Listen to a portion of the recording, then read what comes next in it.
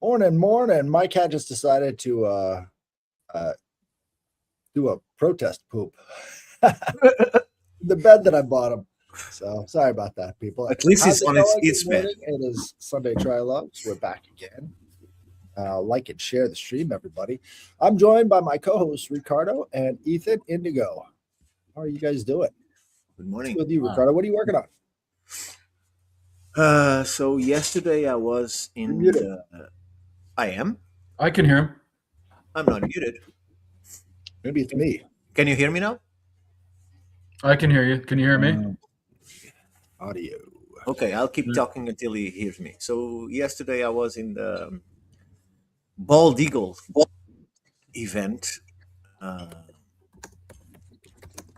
streaming live from a table for I don't know 2 or 3 hours, talking to people about copper, which was interesting because there's lots of people that know little tiny itsy bits, and everybody contributes with a little thing. So it was interesting. Um, Might you make a trip there, Ricardo? Now that you're in North America, it's not even that far necessarily. to go where? Sorry. To go to Michigan, where isn't this? Sorry, I thought you were talking about Michigan specifically. I don't think this was in Michigan. The Oh, name okay. is kind of weird. That's why I didn't memorize it. Well, anyway, would you consider going there where the source as you, I hope I go and live there. yeah. So Cool. so we'll see. We'll see what happens. And apart from that, is just we are planning. We are not planning. We are going forward. I was told yesterday it's already going forward. The second phase of testing of the artifacts. They've chosen another 3 artifacts. Unfortunately, it's not the artifacts that I would like to be tested, but it's still experience and we'll still learn from it. Uh, Academics will be able to say again, oh, there is no provenance or there's no provenience, so it means nothing. Well, it means something because, like the last testing, even the top person on the university lab, I don't know if it was Caltech or Lully University. I don't know which one of them because I'm separated from that sector. But she, when she looked at the X, she said, "I have no doubt this is a Bell Beaker piece from the old world, right? But there is no provenance and no preference, so it's just word of mouth. We can never go to a paper. So I think now it's going to have a little bit more of the same, but I think it's positive because we learn about the samples that we are taking. It's a huge effort that I hope in the future we can create a crowdfunding. How is it called? Crowdfunding. That's great. I think so. Because these 3 or 4 pieces will cost $10,000. They already gathered the money, but it's extremely expensive to do just a time. It's 8 milligrams that it has to be drilled from these pieces, right, from the interior of the piece. It's nearly non-destructive, but you have to do a tiny little hole that is thinner than a human hair. Okay, so that's why it has to be done in university by specialized people and so on.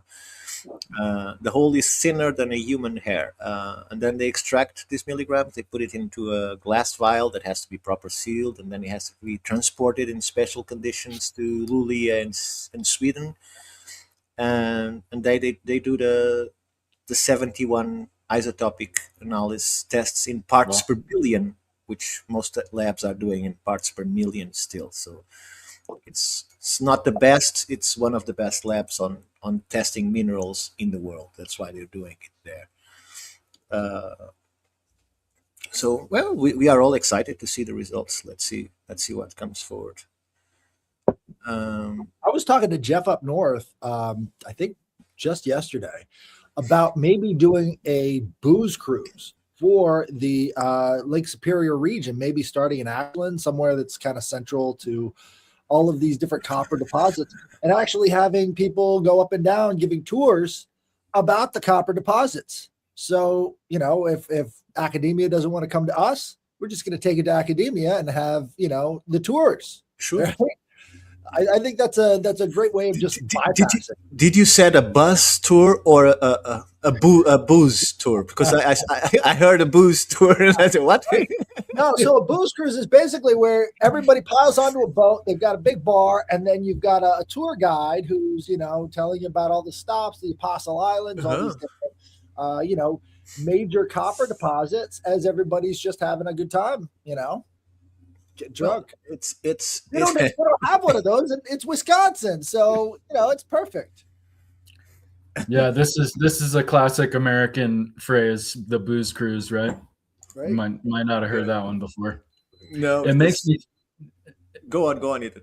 it makes me think the whole stream of the um, argument or divergence with the copper story. It makes me question at what point does anomaly become consistency to where it's accepted? Because there's in fact so many anomalies that are verified by these isotopic testing and inference of their location and so on and so forth that I think point to consistency as you're pointing to. It's almost like your question of coincidence, or when does anomaly become consistency and accepted?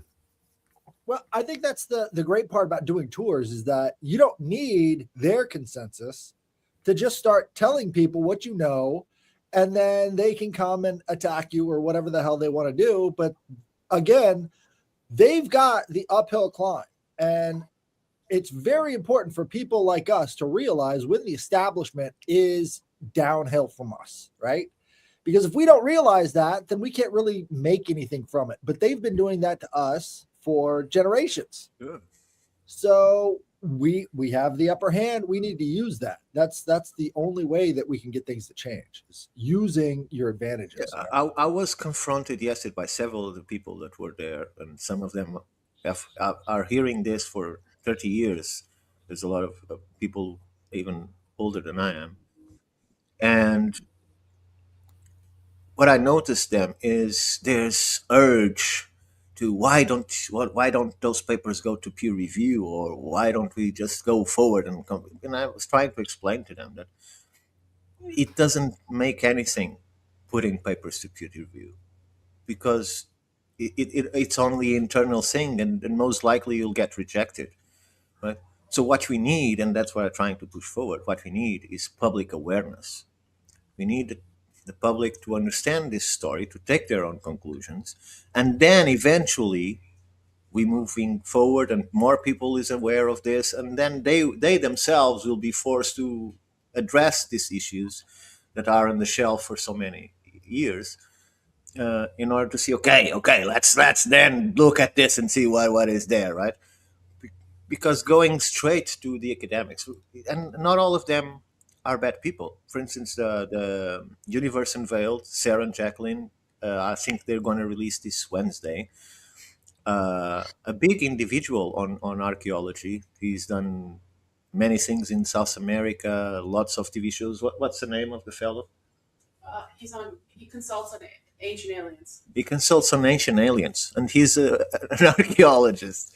So, and he's very open minded for the little things that I saw in the trailer and so on. He's going to be interesting because he's an academic. On the other side, we had this fellow on that, don't know if you cross with him on X. That is GT Lewis, Jeffrey Lewis, that picked up my paper and read it and decided to make an example to his students on how to do a peer review paper. But he was very kind in the review. He even says, I don't agree with what you're saying, but I can't contradict it either. It's just it's not the thing that I'm inclined to believe is correct right now. But it's I'm glad that he said it's your facts are well substantiated. You are aware of the literature. You didn't invent anything.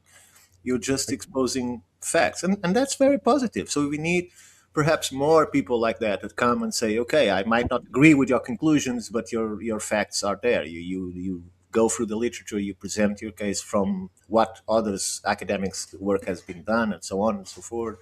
And that's what I try to do. I'm trying to use their material and put it together because they all work in these little things completely separated from one another. This matter never comes together.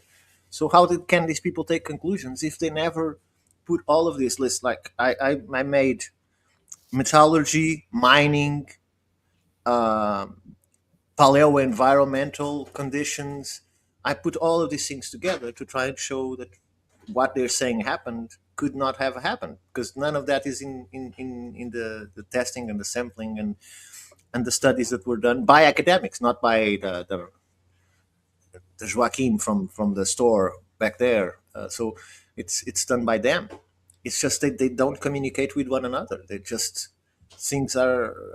I don't know how to explain it, but I think if they had, and they do. So GT Lewis is always saying we have lots of conferences when we go and debate things and so on. But probably those conferences debate the same thing. They're not bringing people from different sectors and sharing their thoughts on the same subject. So each research is separated. Uh, It's interesting, growing up, I got the inference, and I bet you guys did too, that I've only recently shook off. And it was this subtle lesson to not value the anecdotal. And I think actually the anecdotal experience is of a lot of value, as you're talking about the booze cruise idea, Headless. Like anecdotal experience and anecdotal evidence sometimes is valuable, though I believe we're taught to dismiss it automatically.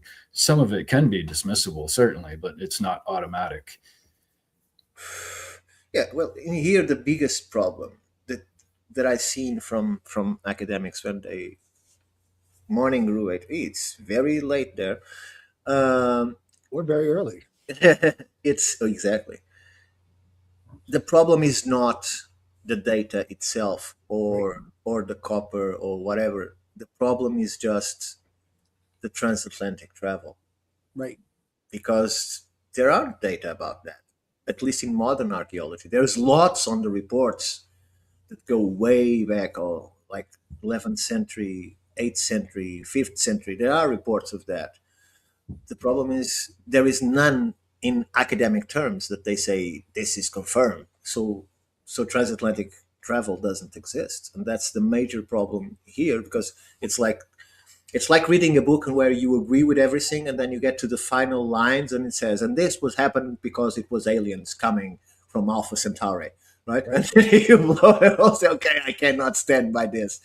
Okay, There are the anomalies, though, right? Like, even in what is a highly questionable story unto itself, when the pilgrims came to the United States, so the colony or whatever, the New World, they met an Indian who was able to speak English fluently and communicated with them. And how do you know our language? Oh, there's other people that come here, and then that's just scuttlebutted and not questioned. But yeah, surely there were secretive, probably trade oriented things going on.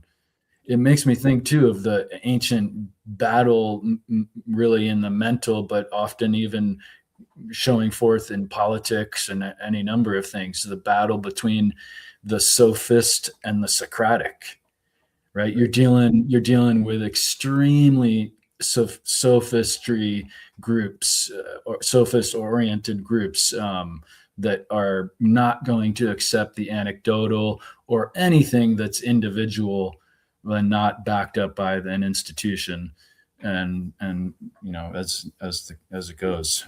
if they want to look at things from uniformitarian or gradualistic perspective, like evaluating the past by what we see in the present, that's exactly what they do. Um Tell me of one expedition that was done in the last 200 years that they didn't know where they were going. It doesn't exist.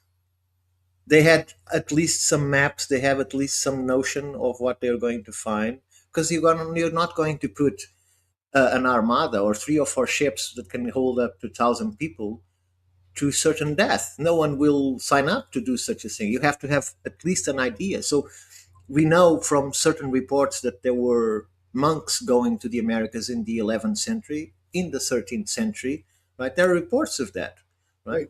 And those reports are not academic, of course, but there are reports of that happening. And then you talk to the indigenous people, and when you go in certain places, they say, "Oh yes, there was a tribe of white people, tribe or a group of white people living over there, and they already had the cross and this and so on." And all of that was rejected because for some reason, when finally Columbus, after Columbus arrived, and after that the Spanish and all of those that came after, they didn't find them because Wow. for some reason, right? But there are reports that they, Find them. yeah.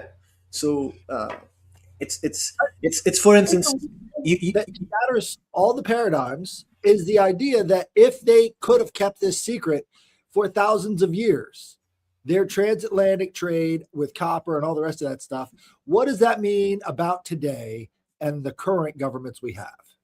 Because they've been keeping secrets for thousands and thousands of years. And we're just now starting to figure that out, that we've been lied to for longer than most of our families have even existed.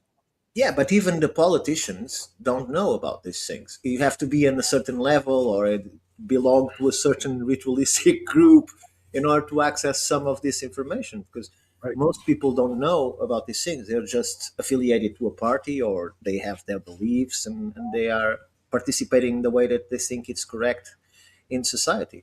Well, specifically with the Christopher Columbus, that was totally political. Them choosing this guy, his family, and everything else. It was a ritual. It was chosen. They went through all of the steps to get this guy to be the one that discovers the new world because they wanted to imprint it with their own information. And that's sort of where we are when it comes to all information. It has to be imprinted by somebody else before it's accepted as fact. And not to mention that how many countries say that he belongs to them, Right. Columbus, right? Because he went to the Portuguese and the Portuguese said, nah, we are interested in the Indies. It's to the other side of of the planet. We don't know what's up there, so no. And then he went to the Spanish. And the Spanish that had some gold to spend after many tries said, okay, we'll give you 2 or 3 ships and go on and to your own death and see what you can find. Right? But the fact is, he had maps, and this is also not accepted, but he had maps to show where he was going. He was not telling them, "Oh, I'm just going to go west, and I think I'm going to find something over there." Like, who's going to follow a guy? It's like going completely into the unknown for months. So you're not going to going to a mission that is a suicide. He had maps, and those maps came from older maps, and those maps came from older maps, and so on and so forth. Well, Leif Erikson had on his party a Catholic priest. I'm not sure if he was a priest or a monk, but he had with him members of the Catholic Church that went back and talked to the Catholic Church and told them about all of this stuff that existed over there. So there's absolutely even no reason to keep Columbus as the center point of all of this other than for political reasons. Geopolitical reasons, exactly. And those geopolitical reasons are still in effect today because it's almost unchallenged that somehow Christopher Columbus is the discoverer of the New World, even though we know specifically that he wasn't. Well, the Vikings got to Newfoundland, 500 years before or something like that, or 400 years before. In the 1100s, right? Yeah. And we know, for instance, this was brought to my attention by James Shears, that I think, unfortunately, is one of the unsung heroes of this all of these stories. He said to me, "Well, I need you to go and look for this fellow. There is Peter Leroux." And I had very little to search for, but he told me that this guy was sent to the Vatican by a high family, probably a royal family. I can't remember right now. For records of something that is completely unrelated to transatlantic travel. But while he was at the Vatican, so he had access to the secret part of the library, and he was there trying to get information. And he gets to this, and this is how he's known, because he wrote two huge volumes on about this. He starts seeing these documents about this three monks and a bishop that were in the 11th century in Portugal when came the first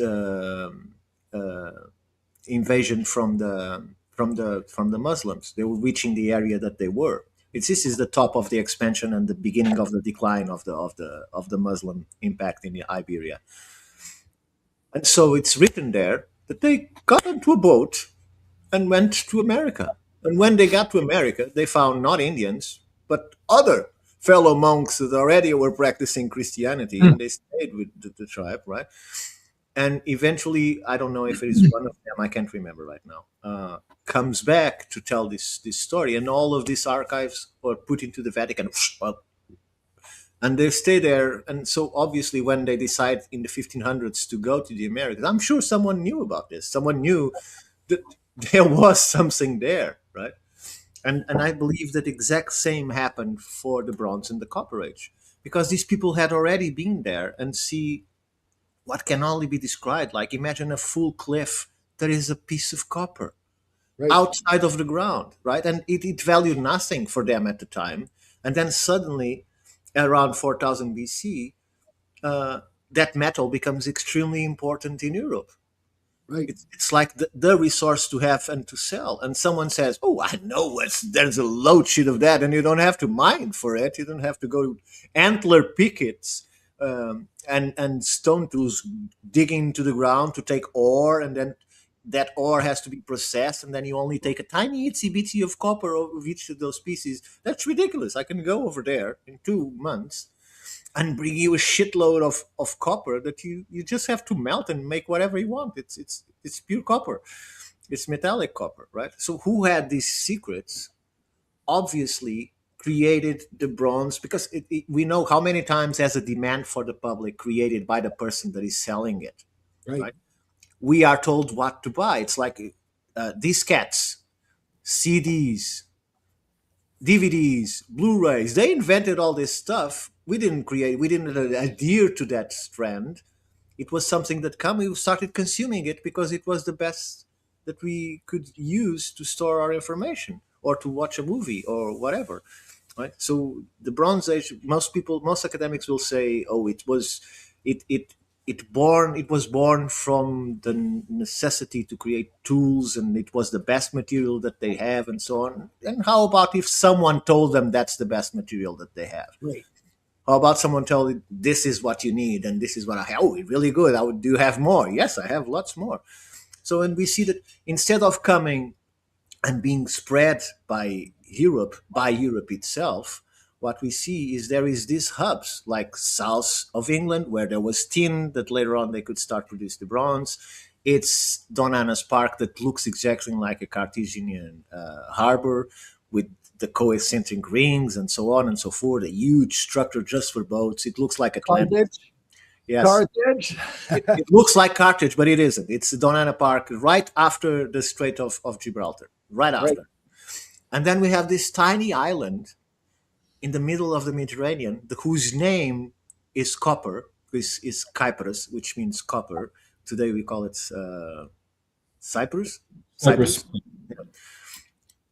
That in 3,000 years produced only a maximum of 35 tons of copper. And yet there were ships with 10 tons of copper sailing coming from that place. Right? How is it possible? It had to come. And the inclination for people to get a limited resource would necessitate and advocate secrecy. And also you would want to maintain the idea that, oh yeah, we have a bunch, but it's very hard to get, and it's very hard to get. You know, you can't. And they had mines. You have to pay what we ask for. They had mines. They could go and say, "See, this is very hard to extract this material." It was a sales job, and that sort of points to the very obvious conclusion that what if the Vatican, the academic establishment, and whatever this Bronze Age culture that was going back and forth across the Atlantic, what if they're all the same organization? It begs the question, I think. And why is it that when somebody decided to change from diskettes to CD, which means changing from bronze to iron, right? It just ended. It just like that. They say collapse. It didn't collapse. It just ended. They stopped coming from the copper. The copper stopped being taken from the ground, and they went into iron because someone decided it was time to change the economy, right? So, because sooner or later, one of them will change to iron because iron is clearly better than Period. copper or bronze. So, since it's going to happen, it's the same thing. How long did we have to use diskettes when there were warehouses filled with CDs? Right. Because they haven't sold all the diskettes yet.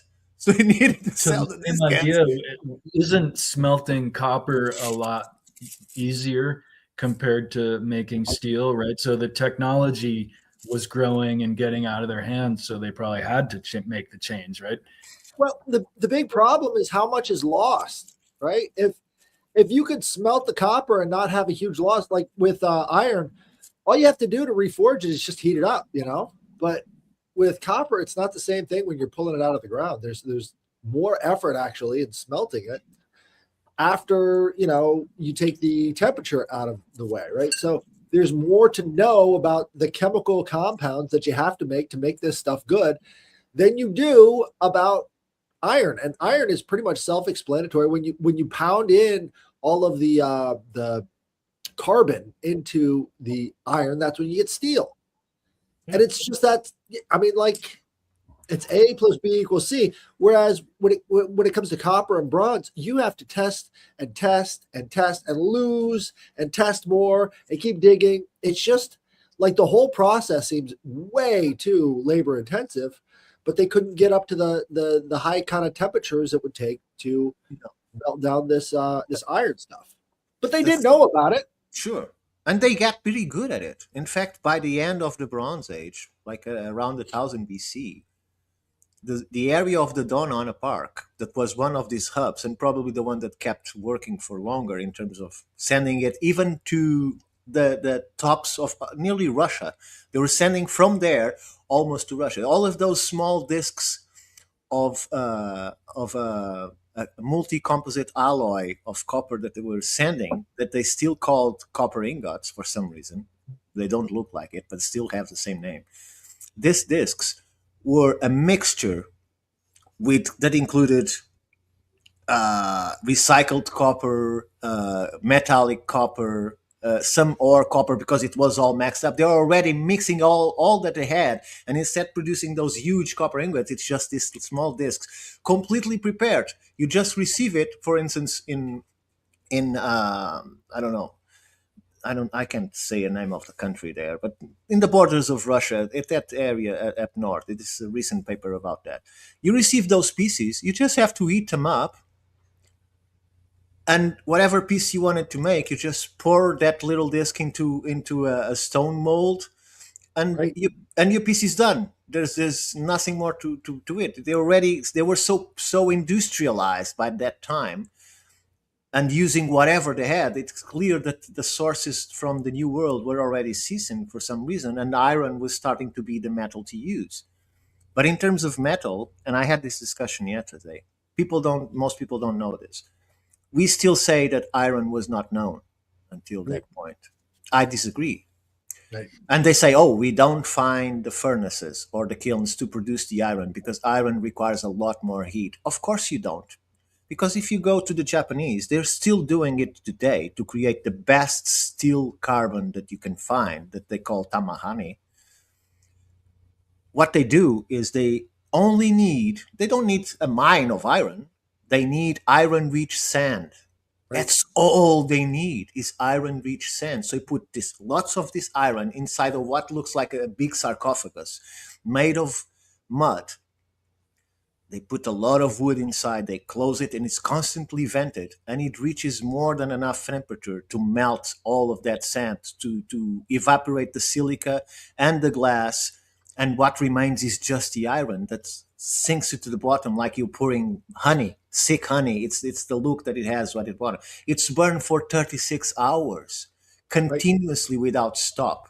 And when the operation ends, you have tiny little pieces like this size that they call the tamahane, that is the high copper, high carbon content that the sword masters would buy more expensively than gold to produce the swords. And the rest to them is just junk.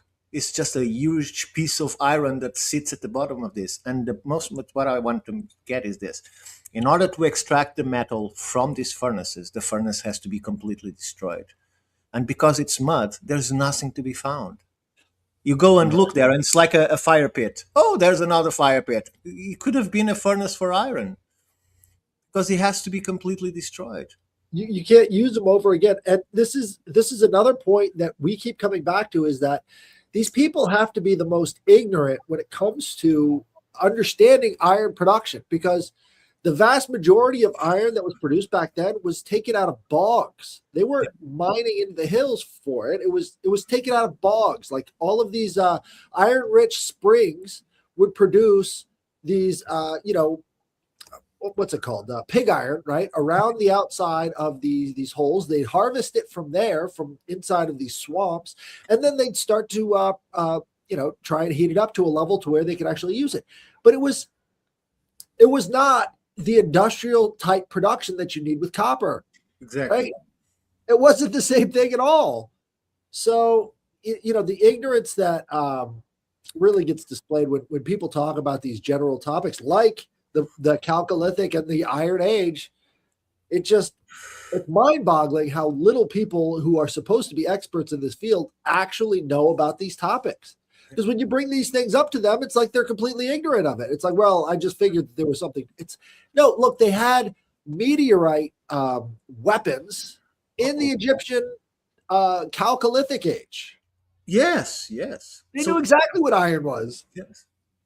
I have no doubts about it.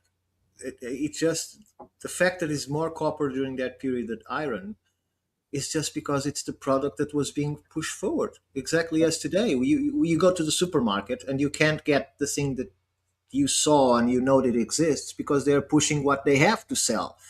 And those big companies produce this and completely dominate the market in what is going to put there. Right? I think you all know this. The same company that bought a huge fast food corporation is the same company that is selling creams and stuff for the fat people. So they are, you're laughing, but it's true.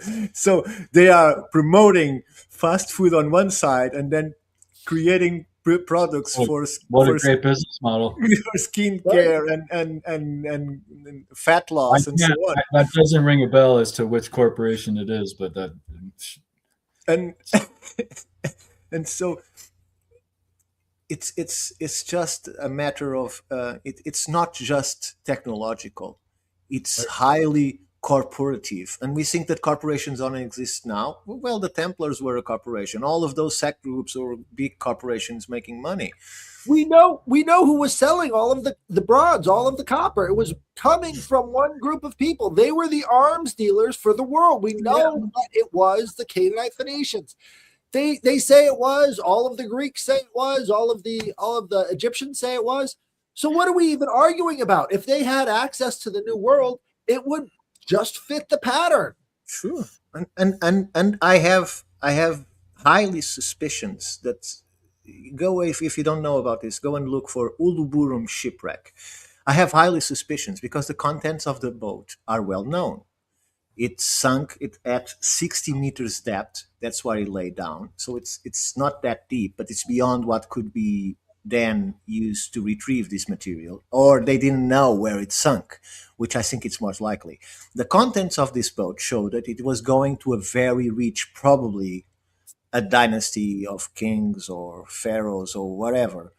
Someone was getting a ship full of rich materials that not even the rich people could obtain. It has to be really high to get those kinds of materials in that quantity. And you had 10 tons of copper and 1 ton of tin, which means upon arrival you could arm an army with 10 tons of bronze. You could create an enormous attack force, well armed, with 10 tons of bronze. So in my opinion, someone sunk that ship so it never got to that country in order to create that army. That's what I take in, but this is my fantasy. Okay, I have Right. no evidence for this. Pure speculation, people. Pure speculation. A possibility, but a high likelihood if we look at the trends of history. Right. Just remember lots of centuries after, because people think that there are no secrets in simple things of life, It's not like true. hats, like Metal- hats. Metal was the highest state security secret back then. They did not let it out because once you let it out, then people could fight back. Metallurgy was a state secret, is a state secret even today. All of these, major contractors with the government know things about metallurgy that the rest of the general public is not allowed to know. We are not living in a free like that's just not the case. All of this stuff is cyclical and very historical. And we need to be looking at these trends or else we've completely missed it. What's the name of the material that does those ancient hats that still are used today? That are round hats, the black material. It's felter, or no? How is it called? It's like the pens. It has the same name of the pens that children used to paint. You talking about mercury or? No. The material, the texture of the textile of the hats. It's Felting. felter. I don't know how it's called. Felt. Right. Felt is a material. I don't know if that's what you're talking about. So this looks trivial, right? But it reached a point in the 18th century, I believe, if I'm not mistaken. I might be mistaken on the date, because I don't look at Saint-Germain for long. But the industry of hats had reached a point where if the first guy to create this compound that could create cheaper and better hats that could be tainted much more easily, the quality was much better, and this was like an alchemy work. And who we find just before the breakthrough that made the Germans dominate the world in terms of production of hats. This looks ridiculous, but it's a fact. So we find Saint-Germain, like 5 years before that, in Belgium, dressed as a wizard, basically, as described by Casanova, and he is trying to create a new type of felter, whatever is the name for those hats, using alchemy. And we know that whatever he found, those secrets, were sold to the Germans, and the Germans revolutionized the production of hats and kept the secret of that composition as long as they could. In fact, the what do you call the others that are not the ones selling not the opponents, but the competition selling hats had to find it for themselves by reverse engineering, and it took years for them to keep up with the Germans. And then when they finally find that domination ended, but they dominated the world in terms of hat production just because of that breakthrough that I believe it was Saint-Germain that got to it while he was in Belgium with a complete inside the Star Fort, doing alchemy to try and find how to produce this new type of material. So this is no different from the copper or the iron. These secrets were very well kept, right? So, and the market is dominated by that, and that's how they make fortunes, and that's how they control countries and so on and so forth, is through industrial secrets. And I would point out too that it's a high likelihood that the legendary ancient libraries were also intelligence operations, right? And of course, the Vatican making up one of the profound ones that are still around that have attained who knows what from wherever. Yeah. It's really an intelligence op. It's not only them collecting things; it's all geared towards adventurism. And when I was a kid, I thought going on an adventure was a fun thing to do with buddies to explore the back alleys or something, right? But actually, the real meaning of adventure is more like what we term adventurism, and that is going out and about to seek plunder. And there is a Taoist lesson that is the complete opposite of this that we don't tend to do too much. But we can adopt it even if we're not actually doing it in a bigger sense. Free and easy wandering. And so instead of, it's very much like Headless. I think of the Hopi lesson too, where the four brothers travel the four corners of the earth and then reunite and share everything that they've learned. There's no restriction of information to gain off of other people. There's nothing like that. It's open information and coming together. So I think this free and easy wandering is the same kind of idea. This just spontaneous and unrestricted and open and friendly, which most people, most institutions, of course, when they travel, they don't do this. So just an idea to take on the free and easy wandering. And there's a lot of writings of this idea. Right. I think laws only exist for people who obsess over laws. Borders only exist for people who obsess over borders. For the people who are actually crossing and doing whatever they want, like they're not actually paying attention to what anybody else is saying. And in a lot of ways, that's sort of what the adventure represents is sort of like you're doing your own thing without being restricted. Yep. Nobody's getting in your way.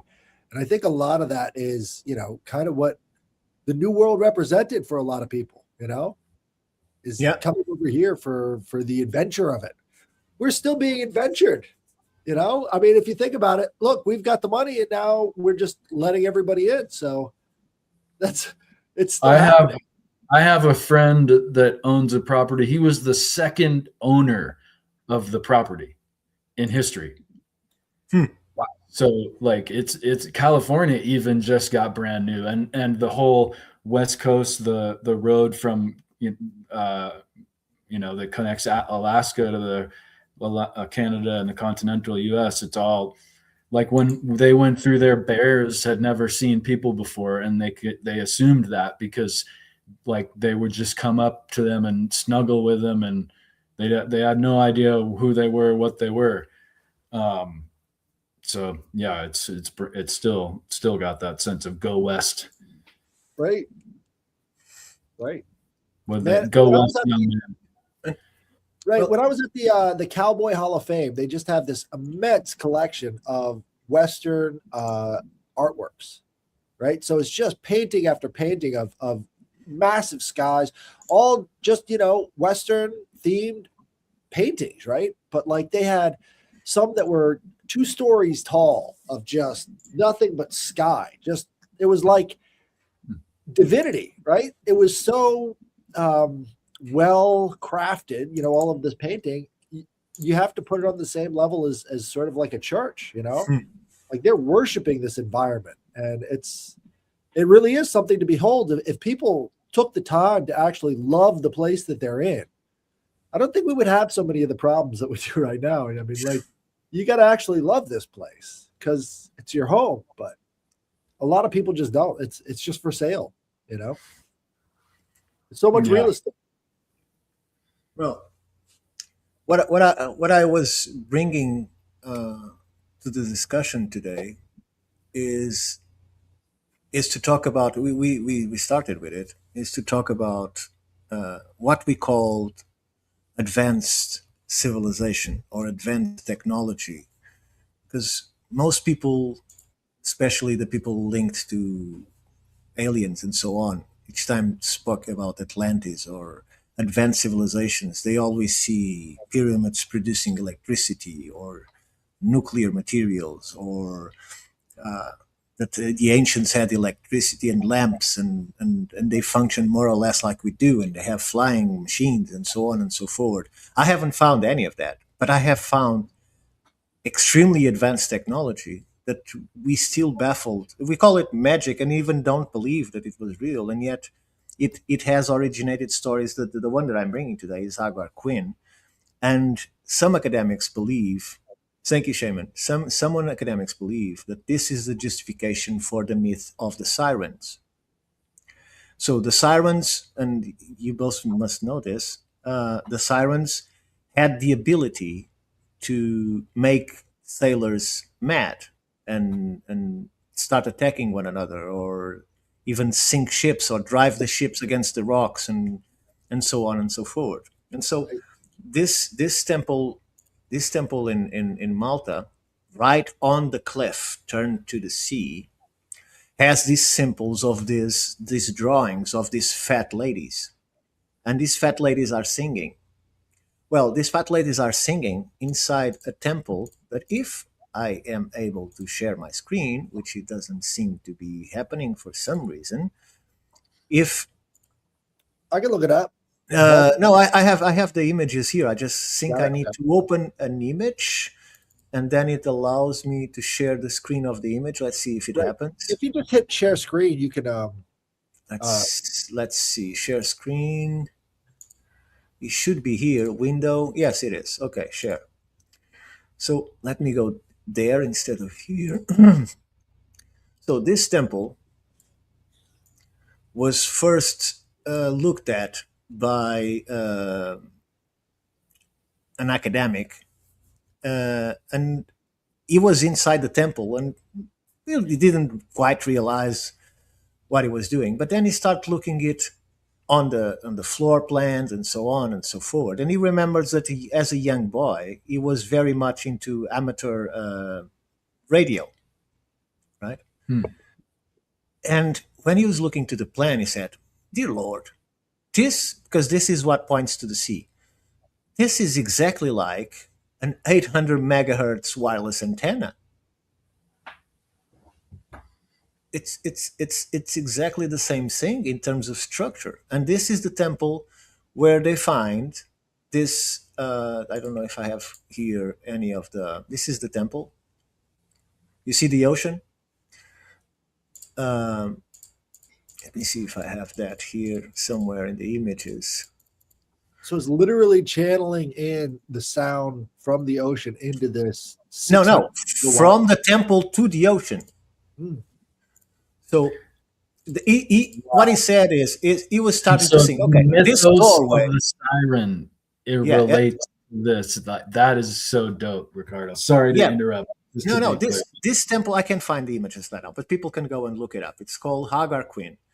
This temple has the best representations of one of the best representations of these fat ladies, these sirens, in the position that they are singing, and also has lots of representations of spirals of sound. And so we started to think, okay, I have this structure, I have this as a direction. Let me go into the maps and see what I can find straight ahead. And so what he found straight ahead is an island called Lampedusa. It's a real island. Let me see, I have it here somewhere. And this island is 60 kilometers in the Mediterranean. Okay? You cannot see it from Malta. It's beyond the horizon. So in that alone, the alignment bugs the mind, because they will manage to align two sites without line of sight And through an ocean. Through an he ocean. he inferred from the design of that temple that if it were a radio device or whatever, that it was aimed in a particular direction. Exactly. So Wow. this And is that's one of the things that he managed to hypothetically confirm, is that in the Lampedusa island there are these semicircles that were bigger, of course, right? And they were receiving the sound from the temple, from the Agar Queen, 60 kilometers away, which is about 40 miles, I don't know, 35 miles, something like that. Receiving the sound, and translating the waves into words again.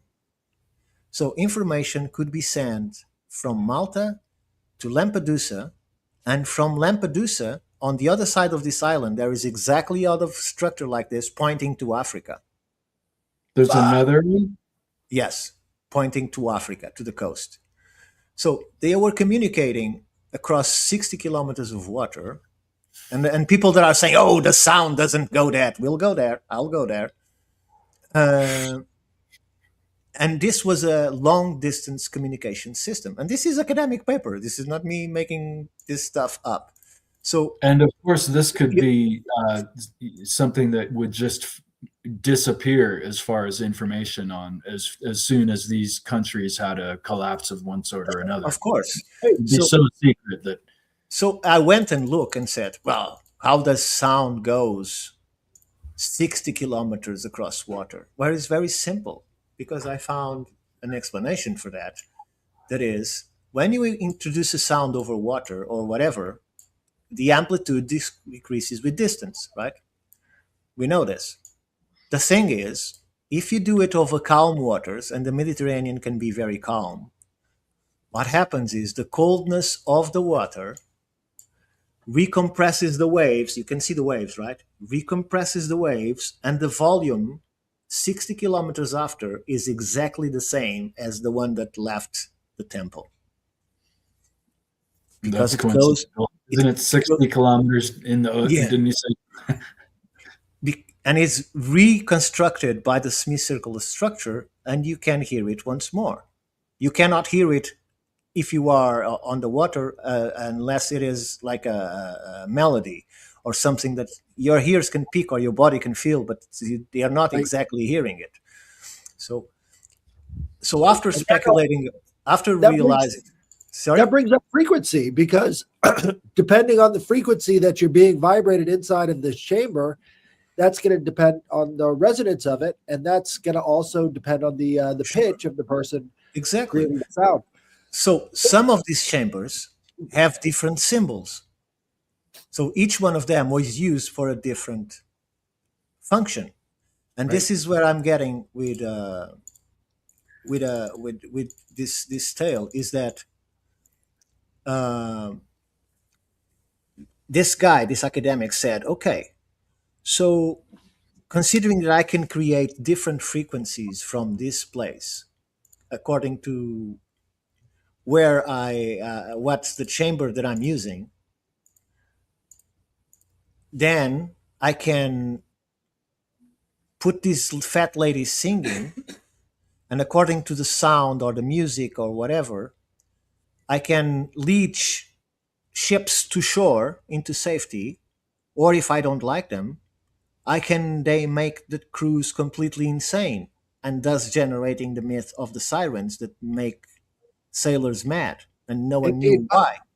I just had another thought on that. So this constant theme of being mad and sailing happens over and over again throughout Greek mythology. And I was thinking it could have something to do with the fact that most of the men on that ship were slaves, and they were rowing for the rest of their lives, right? So it doesn't take much to get a person in that situation to go mad and start, killing people or Really dehydrated, malnourished, right?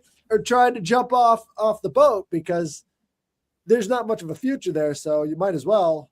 You'd be influenced so quick in a tired, malnourished state like that. But don't forget this: we have this castle in Italy that is called the Groparello Castle. That was like a few decades ago bought by a family that reconstructed, or it didn't need reconstruction, but it needs some improvements to be a place that could live, because they are actually living in this castle, and they opened it to the public.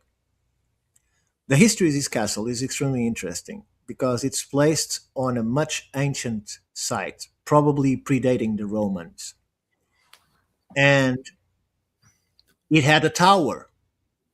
And this tower has an hypogeum beneath it.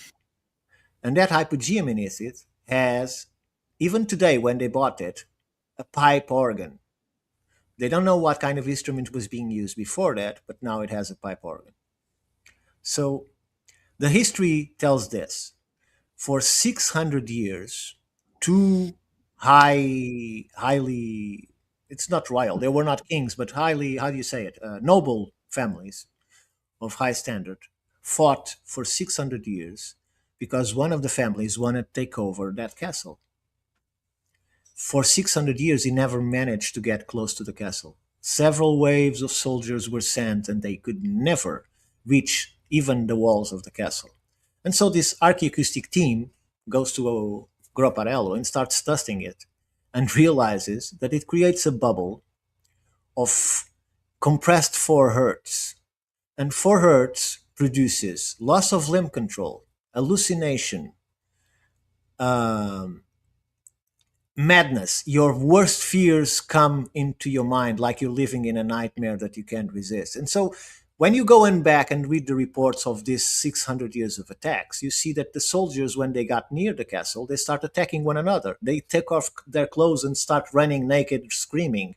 They went completely, and some of them irreversibly mad, never returned from the madness that they were suffering.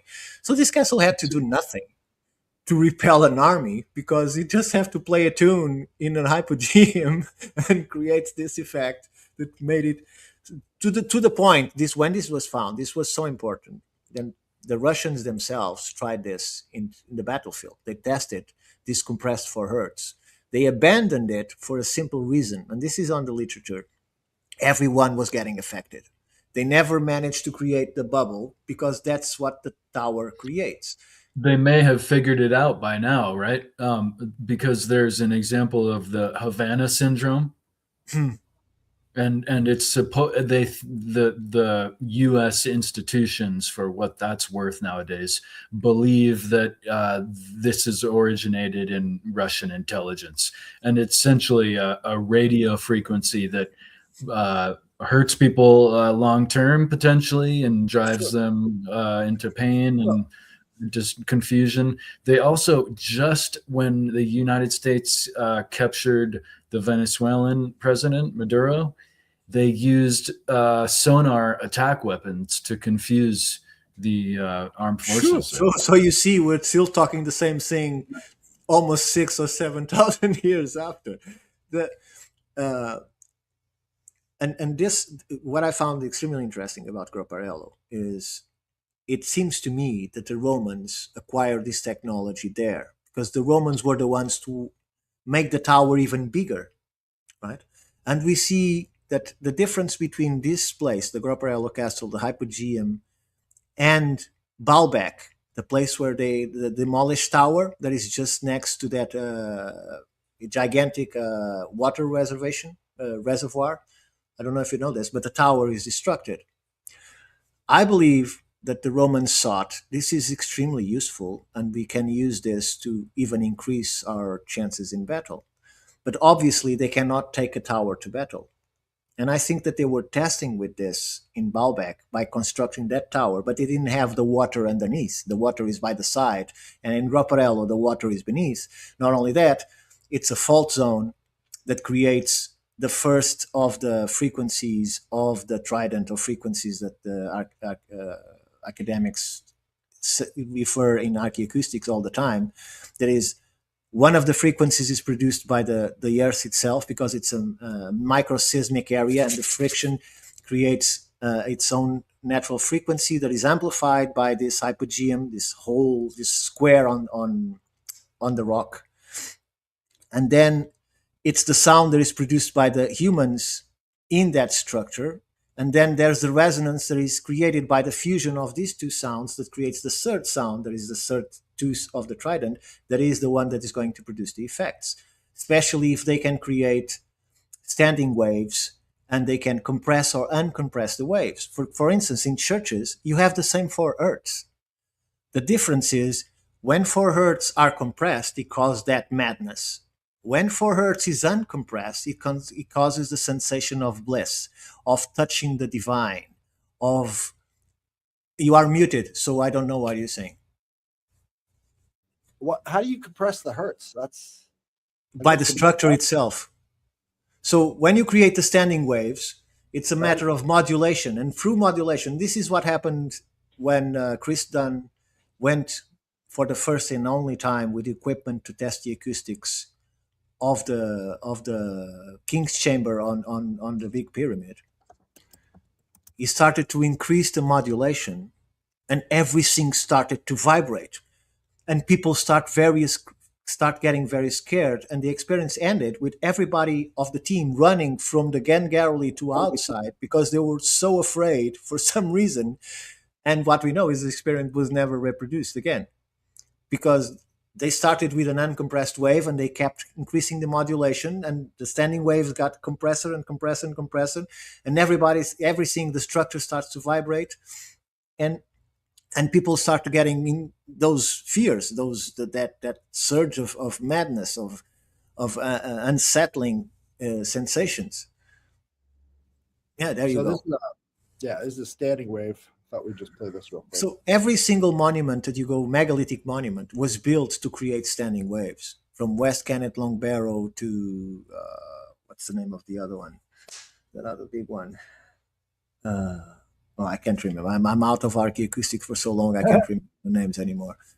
But there are several of them. New Grange. For instance, you have this story of the Viking king coming to a ceremony with the English, South English king. So they get out of the boats and they start journeying on land, and this terrible storm starts to come. And so they decide, let's go into Newgrange, which obviously was not a tomb because it was open. So they start coming to, they see Newgrange and decide to go into the chambers. One of their Vikings, for some reason, probably he was angry with someone or was just a guy who likes to be alone, goes to the first chamber on the left and stays there alone. Well, they never saw the ceremony because the guy that was alone on that chamber, and we presume that the wind channelizing in going in Newgrange created the necessary resonance to create the standing wave inside that chamber, and the guy went mad. And so trying to control that single guy from the whole group, when they finally got to the king, it was already too late because that guy ruined all of that for them. And this is written in the chronicles that the fellow that was inside that chamber in Newgrange went insane and never come back. They never recovered. So whatever he saw inside those chambers, he never recovered. So this is real, and we are reproducing this for medical purposes. The churches have been done this for 1600 years or more. It's what led people into this madness belief is the music and the structures of these churches, because it creates the sensation of bliss, the sensation of touching the divine, of that made them completely believers that what they were receiving was exactly the contact with God. I'm not saying it isn't. I'm just saying that the structure is built for that purpose, and the music is composed for that purpose. And then the structure itself creates the third melody, then that's the one that creates the effects. Technology is not only, you are muted again. Technology is not only cell phones and televisions. Right. And that was the purpose of religion, is to give people a positive story and a positive message, so that they're not always in this sort of the shitty place that they live at. It was sort of like a recreation or escapism. It's always been that to some extent. That's kind of the purpose of religion, is to get people outside of their situation and maybe see things from a different perspective. And I think a lot of that has been lost. It's they're not even trying to do that anymore. It seems like they've lost. They are in what's in theaters and auditoriums. Right. They are using all of this technology to better propagate the sound and all of that. So the technology, sound is very well known to us today. We just don't know if overtly they use it for other purposes than to give a better show or to make everybody listen, right? Because the only archaeoacoustic studies done in Egypt, for instance, there are in open temples. It shows that the people that were outside could hear the sound of the speaker inside the temple louder than the people that were inside the temple listening to him. In Greece, we have structures that is not just the temples or the houses, is the very construction of the city itself. When the guy was giving a speech inside the whatever it was, the main building, the people were not only outside, they were a corner away.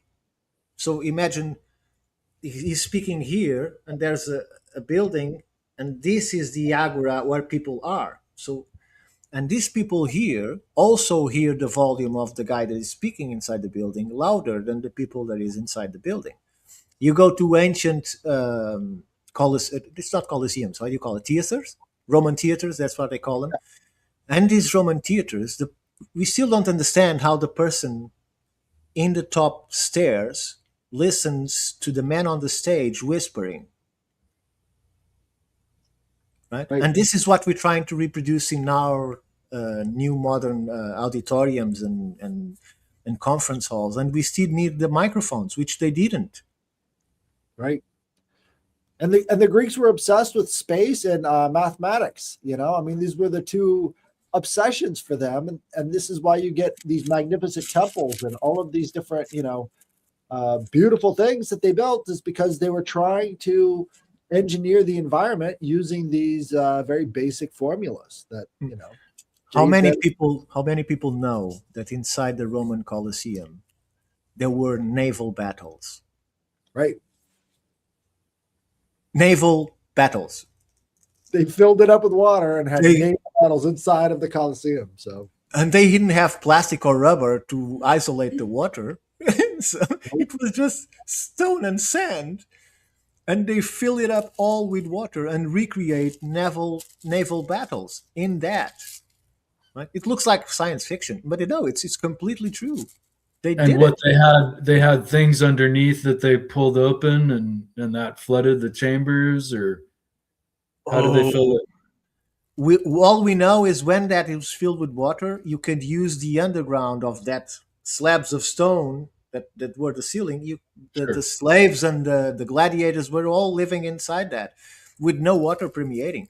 So whatever system they had to fill it in and empty it out, we have no idea. It's not as rudimentary as let the water flood all the chambers. No, it didn't happen. Right. That's crazy. It didn't happen. Again, all of this stuff is lost to history. And if you do track these different institutions that are libraries, right, but really intelligence operations, it all stops at the Vatican, right? That's a institution of intelligence that took all of the books of the ancient world, and they've been kind of stashing them away for 2,000 years. So, if it is the same group, it kind of makes sense why. But how many of those libraries existed? They centralized all of them, basically. Anytime there was a library, the Vatican had it burned down and took all the stuff out. So that was because it was pagan, right? Sure, that's what they did all throughout Europe. Sure.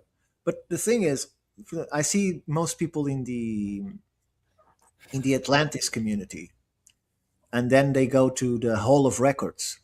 This Hall of Records, and it's under the Sphinx. Where did you get that idea?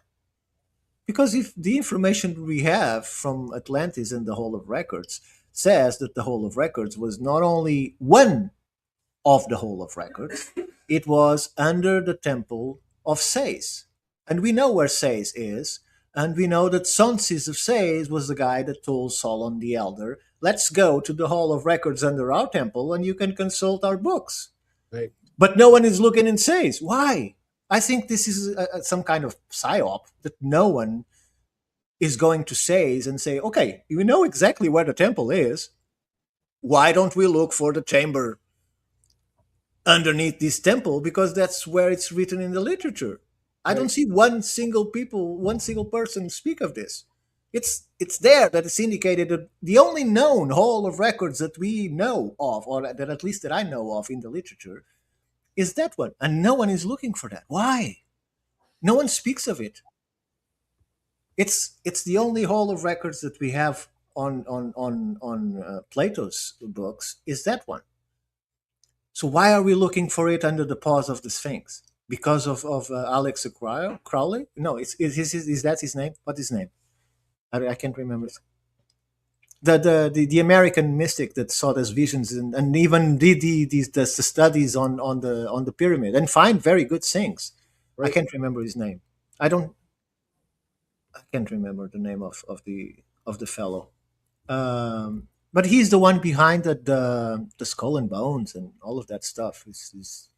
I can isn't it Aleister Crowley? I think it's something like that. If it isn't Aleister Crowley, it's Skull and something. Bones? No, that was an American that was behind that. It's an Although- American, yeah. This guy he was a magician, a mystic. He created this gigantic occultist group.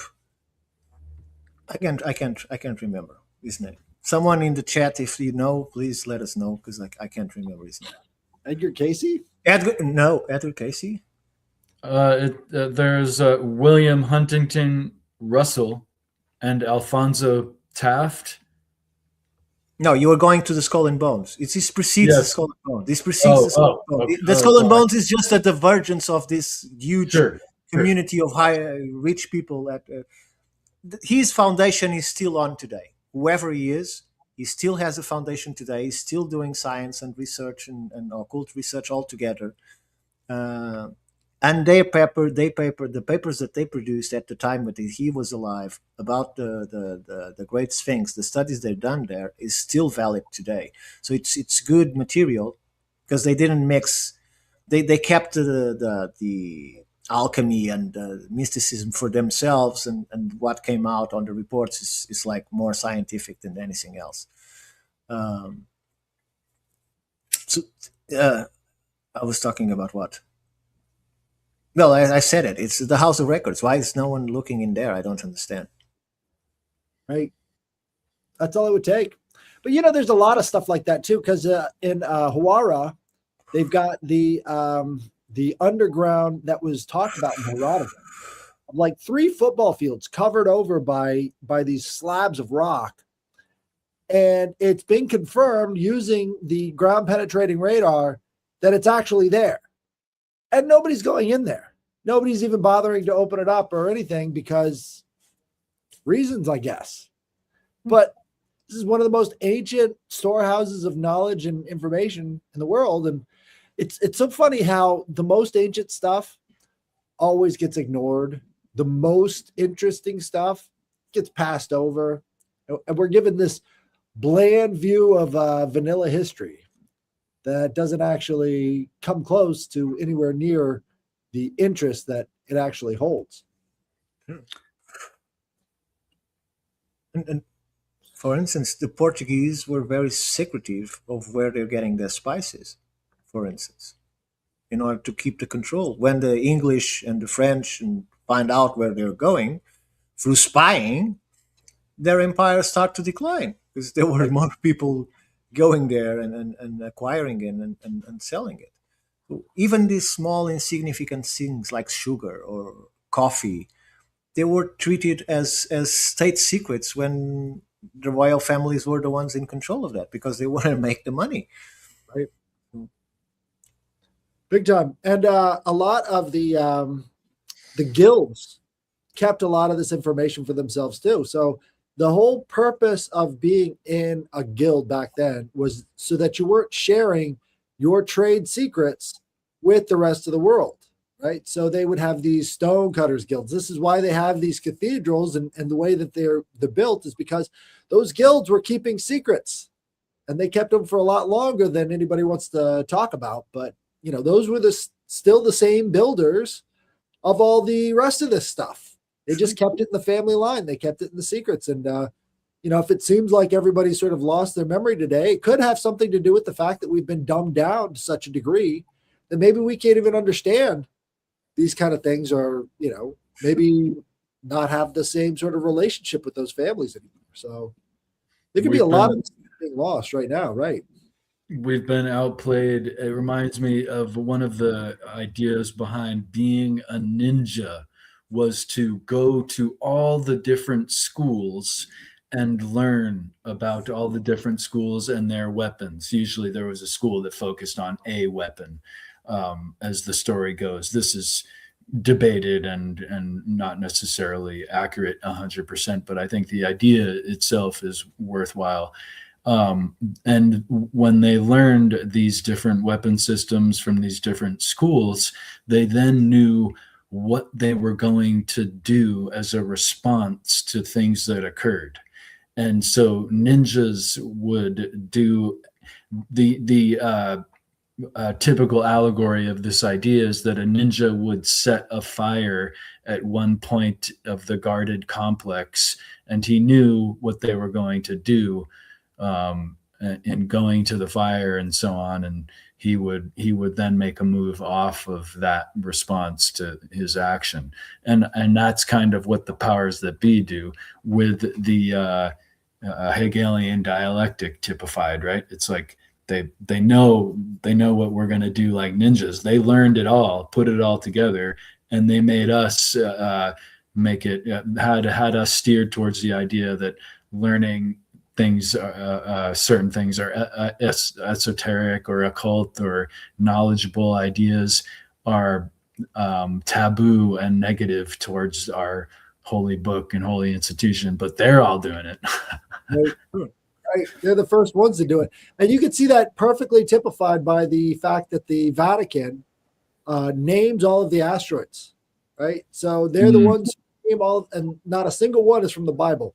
So they're not even using their own mythology, they're using everybody else's mythology to name these asteroids and use it astrologically potent ways, right? So they're actually using this stuff in their own astrology, and they tell everybody else that astrology is bad. So, and isn't it interesting? Even monotheism, each form of monotheism will tell you that forming amalgamation of ideas, mixing and bringing together ideas is against their law, but yet they are all amalgamations of ideas. Sure. People say that it's because they've been infiltrated, but that seems like a cover story for me. It seems like the entire history of the world is institutions infiltrating mankind, and not mankind infiltrating institutions. Developing into that. Right. You could look at history as an interplay of institutions versus individuals. In fact, all of history could be kind of encapsulated into, or viewed with that window anyway. And the Vatican has one of the best departments of astronomy in the world, because they have the money, they have the equipment, they have a sect of priests to their job. They run the calendar. It's that they have astronomical observatories, they have huge telescopes, they have a department just for the extraterrestrial life research. And I have one of the priests on tape on one of my old documentaries, and the guy is asking him, okay, but doesn't this contradict that God created this for us? And he says, no, this is just show us that we are all part of the creation of our God. So we are looking to find other places, other planets, other people, because they are all parts. They are all sons of God. The scriptures were written for us, but it's the same God that created all of this for all of the creatures that we can find. Exactly as we find all the creatures on earth, all the creatures of the universe are the product of the same God. And it just confirms and helps us. And he said, yeah, but are the public and the Catholics ready for that kind of ideas? And he said, no. This is all very progressive, and that's why we work in a separate department under the Vatican. But our opinions and our research is not that well known, because Catholics are not ready for that kind of evolution in the message, that we are not the only sons of God or the chosen ones, and so on and so forth. Well, this could be why we're not contacted by aliens, is because they view us as a cultural contagion, and we might actually spread if they talk to us. So you better not, because a humorous anecdote to that is a UFO enthusiast endorsing certain police or militaristic actions, and then wanting the supposed alien forces to be altruistic with us. Right. We are not even altruistic with us. So it's like, if I bet if we shaped up, there would be a different kind of thing going on, maybe, because you're right. If anything, they would view us as absolute contagion, Headless. Yeah. Right. Do you think that they want a Catholic church in their backyard? I don't think. That's what the Catholic Church wants. Holy, yeah, goodness, no.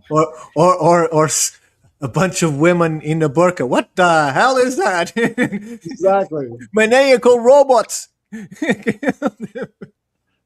So it's It's funny.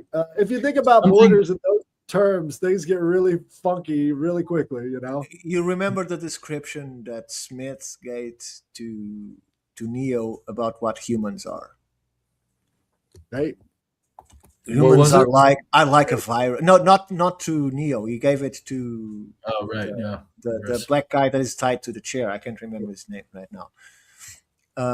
He said humans are like a virus. You come, Morpheus, exactly. You arrive at a place, you consume everything there is to be consumed, you destroy everything that has to be destroyed, and then you move to another place, and then you repeat exactly the same thing.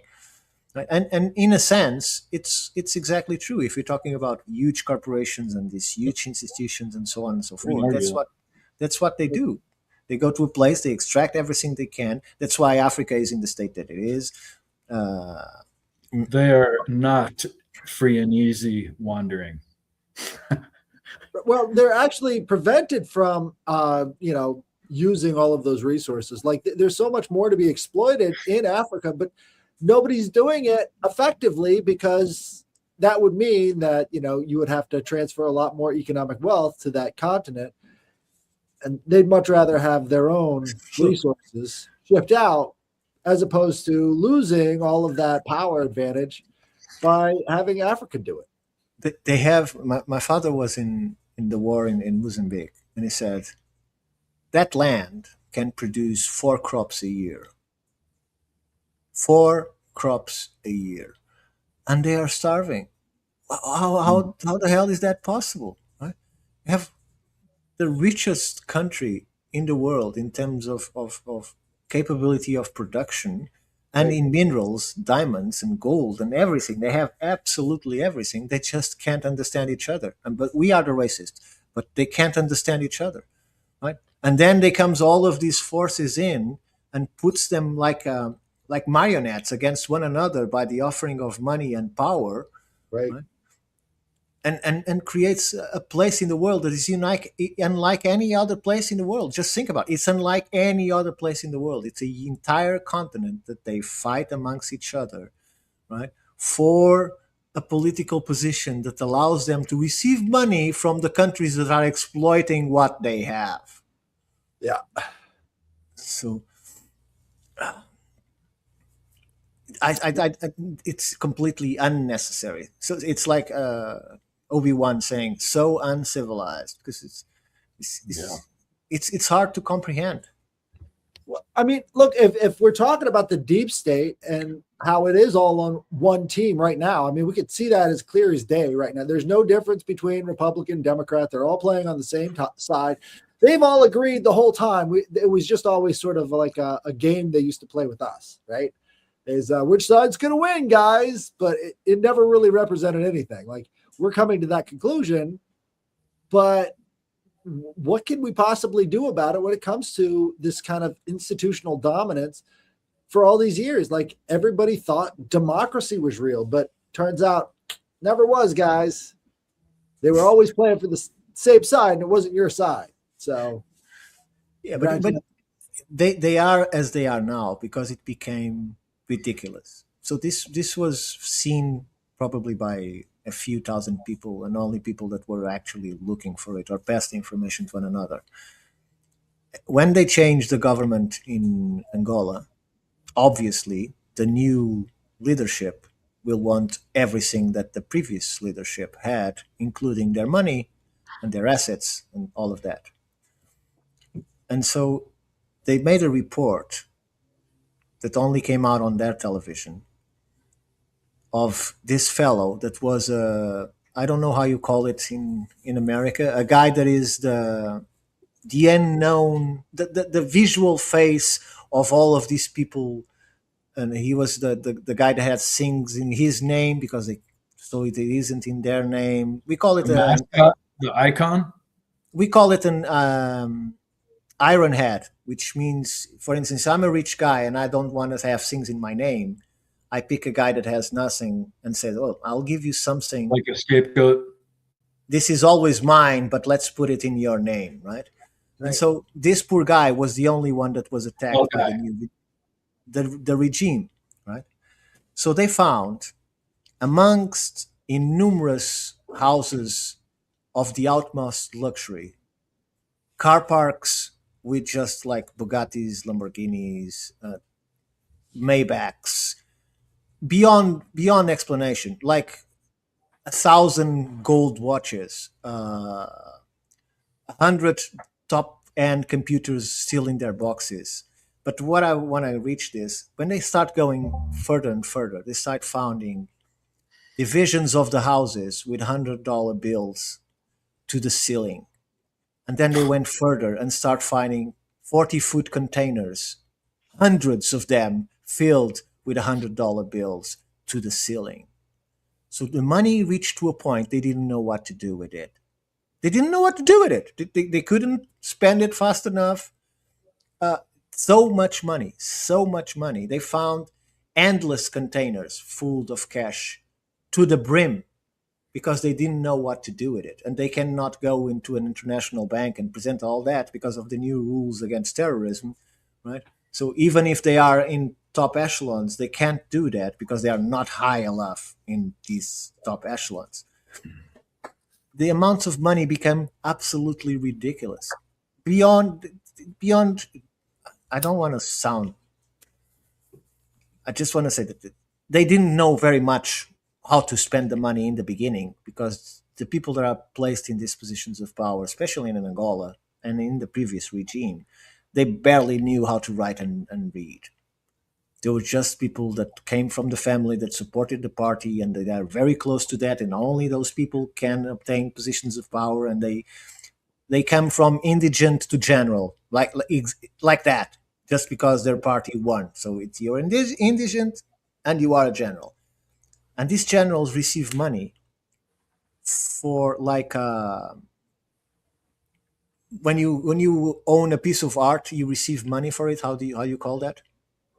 Royalties. Royalties. So they receive royalties for the oil, for the diamonds, for this, for that. They keep receiving from the big countries that are exploring these things royalties for them to accept that being done without the people getting the benefits from that. So Right.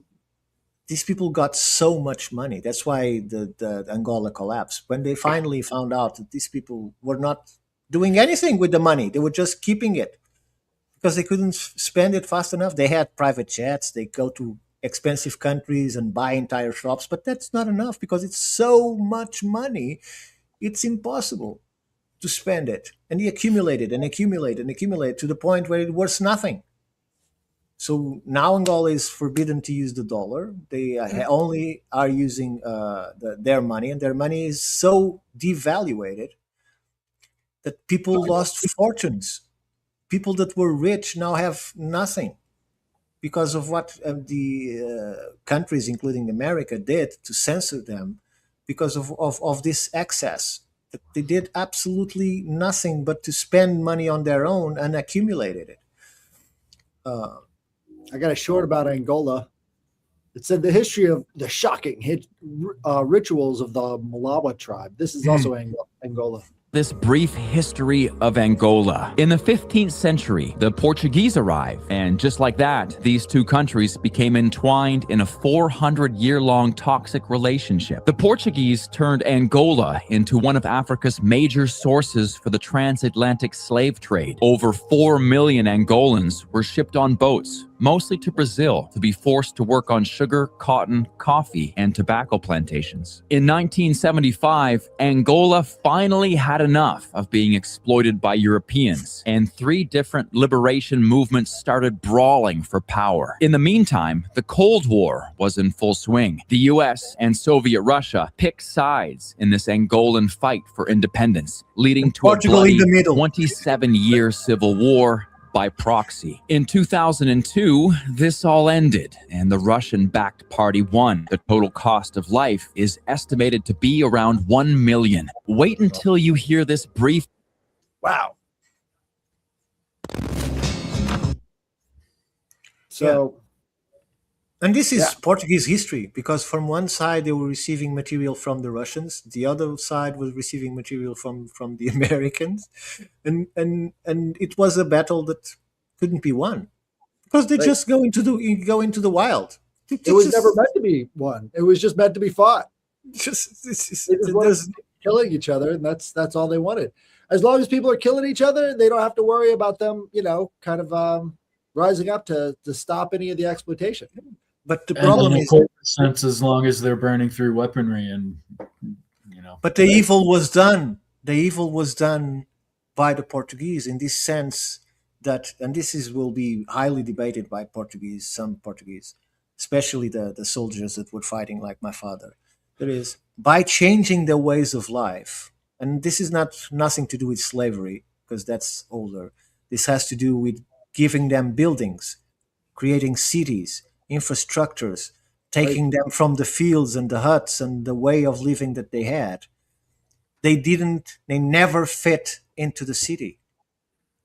And so they kept living in the city as they lived in the wilderness. Right. And as soon as the Portuguese came out, the maintenance stopped being done Right. They don't have the word for it. because they didn't consider it to be theirs. But they still live in that. And it's because they couldn't go back to the wild again. So they were utterly destroyed in terms of culture and habits because they no longer belong, because several generations have passed. They no longer belonged into the wild, into the huts, and they didn't belong into the city to what they couldn't adapt. The trash, right? The trash, and I'm not criticizing, this could be whites, blacks, yellows, whatever you want to call it. Because they didn't know what to do. They were creating chickens in bathtubs. The trash was being sent through the corridor or in the middle of the stairs until it reached the 5th floor. Because there is no civic behavior or understanding that there has to be a system to collect the garbage. It doesn't exist. So why did you put it on the street? You just throw it from wherever floor you are. You throw it through the middle of the stairs. And there it lay, smelling and rotting and so on and so forth. They had no notion how to live in a city. Yeah. They were. This is what destroyed them, in my perspective. It's not the war; it's the fact that we gave them cities and infrastructures and schools, and they were not ready for that, and they never got used to it. Well, that actually, if you guys want to watch a documentary about the decolonialization of Africa, there's a great documentary called Africa Adios. And it's done by these Italian guys who were there during the 1970s, watching as these different African cities are being, retaken over by all of these warlords, right? And so even if they did know what to do with all the trash, the warlords would probably kill the trash men because they're not getting their cut. They're not getting enough. Exactly. So it's just compounding issue after compounding issue. And a lot of people don't, know, but that's why Africa is kind of the situation it is today. It's just in Angola, you have in the same family people that were for the Frelimo and people that were for the UNITA. If one of those wins, they will kill each other. It doesn't matter if you're my family, you don't belong to my party. So you are a threat to me because you will be wanting to take my power because I won. Right? So even within the same family, these people would kill one another. This has nothing to do with the white man. Has to do with the struggles of power within themselves. and it's all for a matter of the very few don't give a shit about the huge majority that live in terrible conditions when they have money to make everybody rich. Right? It's unbelievable. It's not that it doesn't happen in other countries. In there is very clear because it's 0.0000000 whatever you go one, and all of the population lives in dire situations. Now you It, have businesses and banks and all of that stuff and people working on banks that have the medium life, but they are constantly threatened by the huge majority that still lives from the garbage.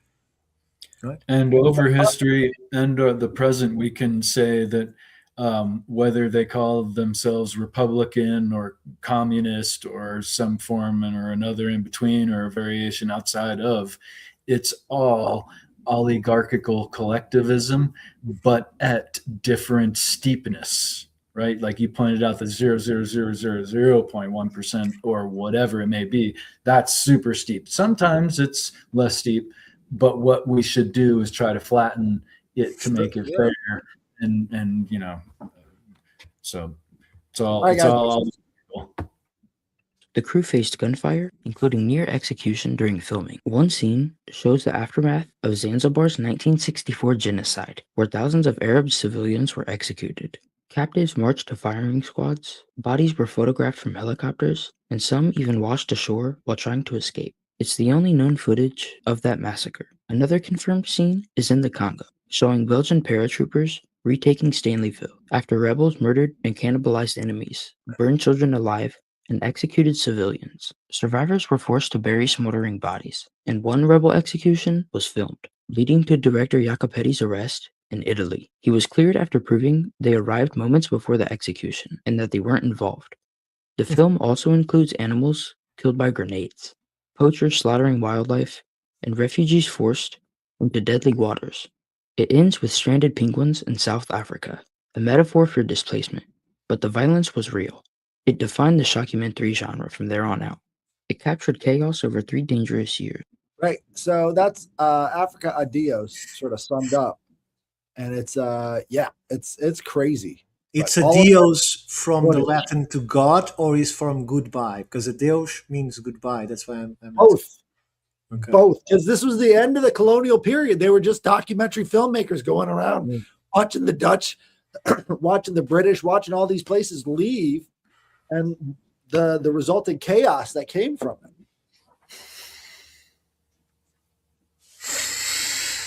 Well, I always defended that we had no business in going to Africa and change them. And I believe that if we hadn't gone to there, any of these countries gone to there, they would still be living in the same ways, more or less, that they lived before. Probably the shepherds would have a cell phone by now, but they will still be living on the same conditions. Pretty much. I mean, And look, better for it. they're all coming here, so well. But that's kind of the condition that we're kind of left with is you can't make it better, so they got to come here, I guess. So What you need is to open a daycare. That's what you need. Right. In a lot of ways, once they decolonialized, it brought the institutions home too. So more or less, you want to keep your institutions away from home so that they're not bothering you. And so when they're colonializing, that they got their hands full, right? So go put the governments over, in some sort of arena together so that they can all fight each other, right? And then they can leave us alone, right? Maybe what we could do is we could have all the congresses of the world go down to Antarctica and then govern from there, right? We could just make a big ice wall around them and then we don't have to worry about it anymore. I think that would be the best case scenario, right? With or without heating. They could all fight over Antarctica for the rest of the time and we don't have to hear about it. Sure. Look, in terms of war, I don't know how many of tribes or peoples or cultures have this system, but I very much admire the system where if two communities or two cultures wanted to declare war to one another, it's the chiefs that go and fight in a circle. Whoever wins gets the rest of the people, right? And I think that's much fairer than send other people's sons and daughters into battle after teach them to be little machines as much as possible. Some of them never come back of that psychological thing. Why don't they go themselves? One could Why deduce. don't they put? Why I'm saying open an arena, go to a UFC, the most viewed UFC ever. Put Putin and Zelensky in the same ring, right? And let's set it out for once and for all. Let's end the shedding of life and uncertainty. There were ancient times and ancient communities that did this in times past. Look how far we've come as far as sinking of our morality. Before World War One, wars were not fought against cities. There were raids and so forth, but for a while there, they would line up and shoot each other. Now, I'm not saying one is smarter than the other, but they did not necessarily blow up cities. I mean, their capability wasn't there. They definitely burned them down, but there were different approaches. And even World War One actually was kind of the beginning and end of this, where cities were destroyed because a lot of the fighting was on the front lines and restricted to it. And then World War Two, now they're literally bombing cities as a form of engagement. And now people are actually attacking the most innocent of innocents as a form of attack through terrorism and so forth. And these destruction of cities and communities is typical and accepted. So we've look at how far we've come to where we would have maybe not even the leaders, but like two of the best fighters engage, and then all right, yeah, of course, your champion. Choose your champion. What are the Olympics? What are the Olympics? The Olympics were a demonstration of the area's power. That's why we don't send the worst guy there. You send the best guy there to represent you. And today is just a charade.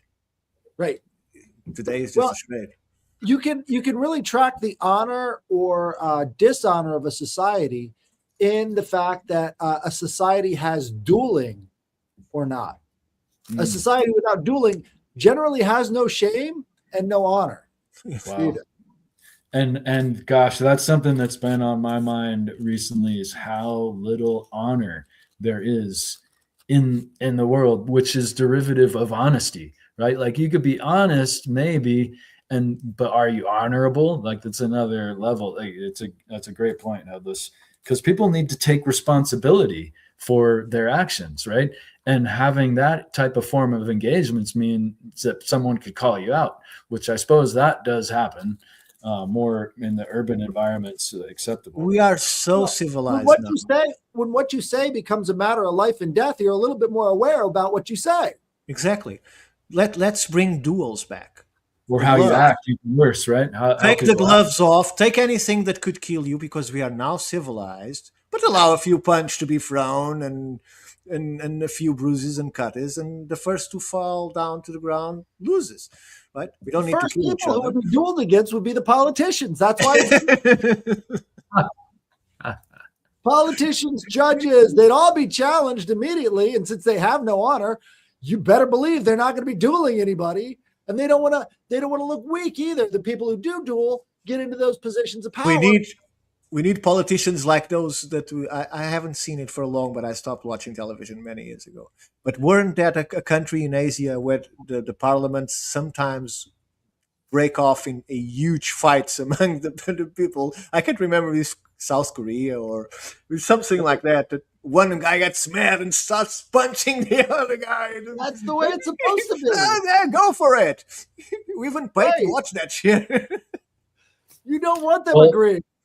And now you're getting fucked. When they're fighting each other, that's when things are good in your country.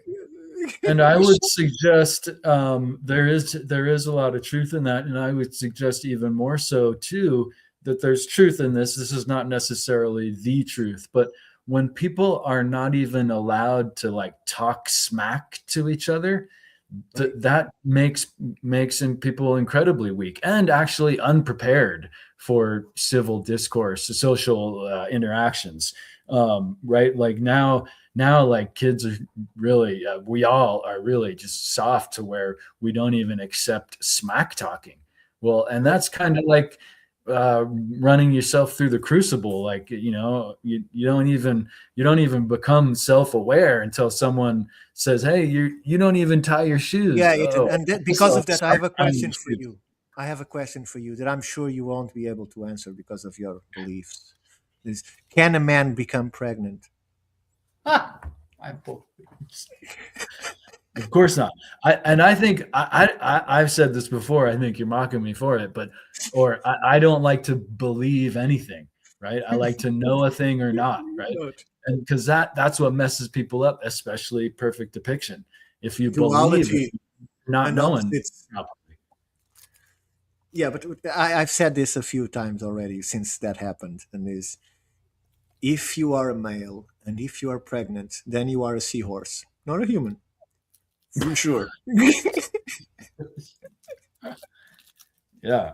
It's the only males that I know. It might be more, but it's the only males that I know that are the ones that gestate. Really shouldn't be an issue. It's so surprising that it's an issue. It's so dumbed down of a discourse, right? And to the belief in knowing. What? We got breaking news. Let me No way. get over there. Yeah. A man became pregnant. Yeah, men are becoming pregnant. Pregnant men. No, this is even worse. Oh God. She's not anti-Semitic. She doesn't even understand the conflict. It's alleged Serena sent a text to Mandy, writing, "Hey, how are you? Is this Mandy?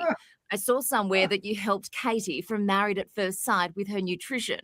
I was wondering if you could help me as well, Serena." Around 5 hours later, a call from Serena's number went to Mandy's voicemail. No voices were heard on the recording, but Mandy claims she heard sounds she believed were gunshots, causing her immediate fear and nervousness. Oh no! She's not anti-Semitic. She doesn't even understand the conflict. It's alleged Serena sent a text to Mandy, writing, "Hey, how are you? Is this Mandy? I saw somewhere that you helped Katie from Married at First Sight with her nutrition. I was wondering if you could help me as well, Serena."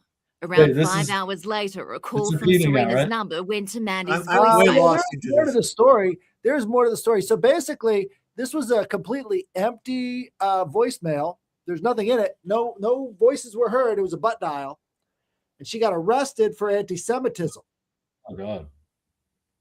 Literally, because she was silenced. There was no voices whatsoever. The lady on the other end interpreted sounds in the background from a butt dial as gunshots. Wow. And now this lady is on trial for an empty voicemail butt dial. But are the judges laughing while they're doing this? They are deadly serious. This is deadly serious stuff. And you know what? These judges have never been in a fight in their goddamn lives, and it shows. If they're willing to do this kind of thing, they've never been punched in the face. Yeah. Somebody who's been punched in the face is not willing to do that. How old is the judge that is never been punched in the face? How old is he or her? Do they ever talk about the judges on any of these trials? No. They never talk about the judges taking these cases. They never talk about the prosecutors. They never talk about any of those people. But that is the thing. That is what's wrong with society. It's not the government. It's not the laws. Is the fact that being a complete moron, having the intellectual capacity of a fence post, and doesn't even understanding what is air close to is natural. To be deranged is completely natural. I said this yesterday. I saw a new competition where people, I can't believe this is real.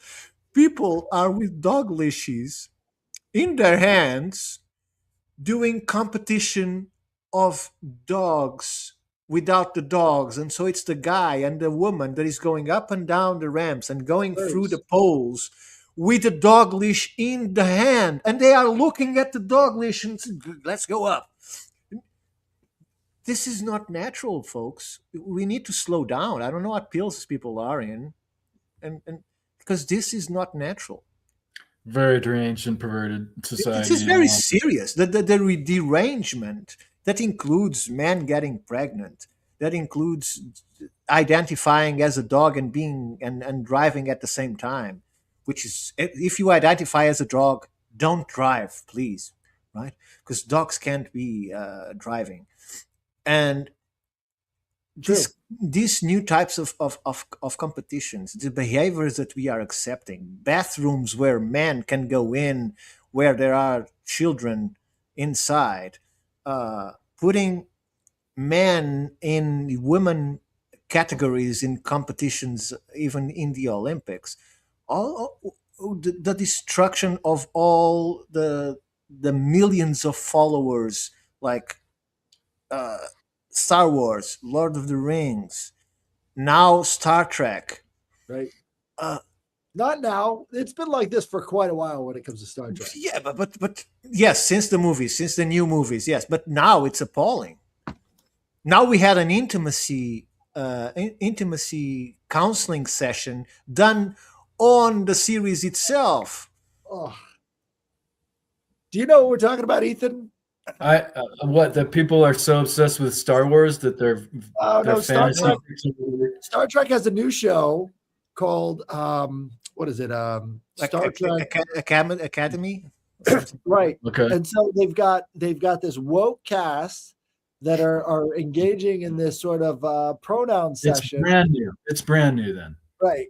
They're doing a pronoun session at the academy, and they're like, we're reimagining what it's like to be warriors. It's so obviously like rage bait. Like people, the only reason they're putting these out is to get people upset because nobody asked for this. Nobody asked for this. Look, how many millions follow Star Trek? There are millions of people into Star Trek. They offered the first episode on YouTube for free, right? Because you have to pay to watch this. Right. So they offered the first episode for free. You know how many people watched it? Like 2? 1,300. Oh, it was supposed to be a thing with millions of views. right. It had 1,300, and I'm sure if they go and look, the attention span of those 1,300s is after 2 minutes. What am I looking at? Right? They are using glasses. There's people that need glasses in Star Trek now. Right. Right? And the leadership is all not by women, because Star Trek always had strong women, is by feminists that hate men. Right? And they made them so that we understand immediately that they are fat, ugly, and lesbian. And who is, whenever there's a couple presented on sitcoms and in television, more broadly, who tends to be the smarter and who tends to be the doofus of the couple? Well, it's always the woman is the smart one. And practically always. And the man may not be a doofus, but sometimes that's the part of the dynamic, actually. Like the comedy of it, all these. The first time I started noticing this is we had family shows like Alf, and I don't know if Alf streamed on the Americas, sure. But we had family shows where the families were a representation of a normal family anywhere. And then suddenly you start seeing cartoons and series where the man, the father of the house, was always the goofy one, was always the idiot. It was always the woman and the child that knew exactly what's going on and were intelligent. The father was just the comic relief of this series. So this social engineering has been happening for a long time, but now it looks like they are only employing writers that are proven suffering from dementia. Right.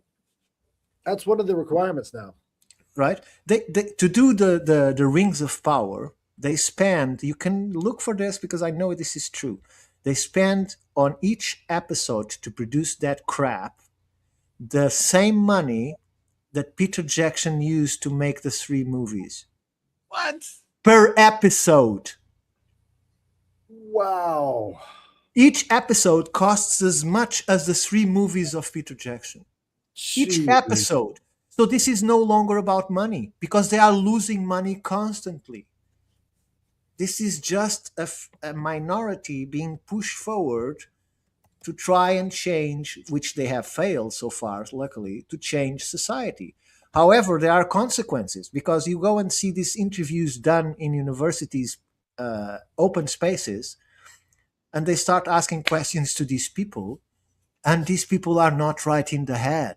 And they are fearful to respond some answers. For instance, this one, can a man get pregnant? Oh, I don't want to talk about that. Oh, of course it can. Right?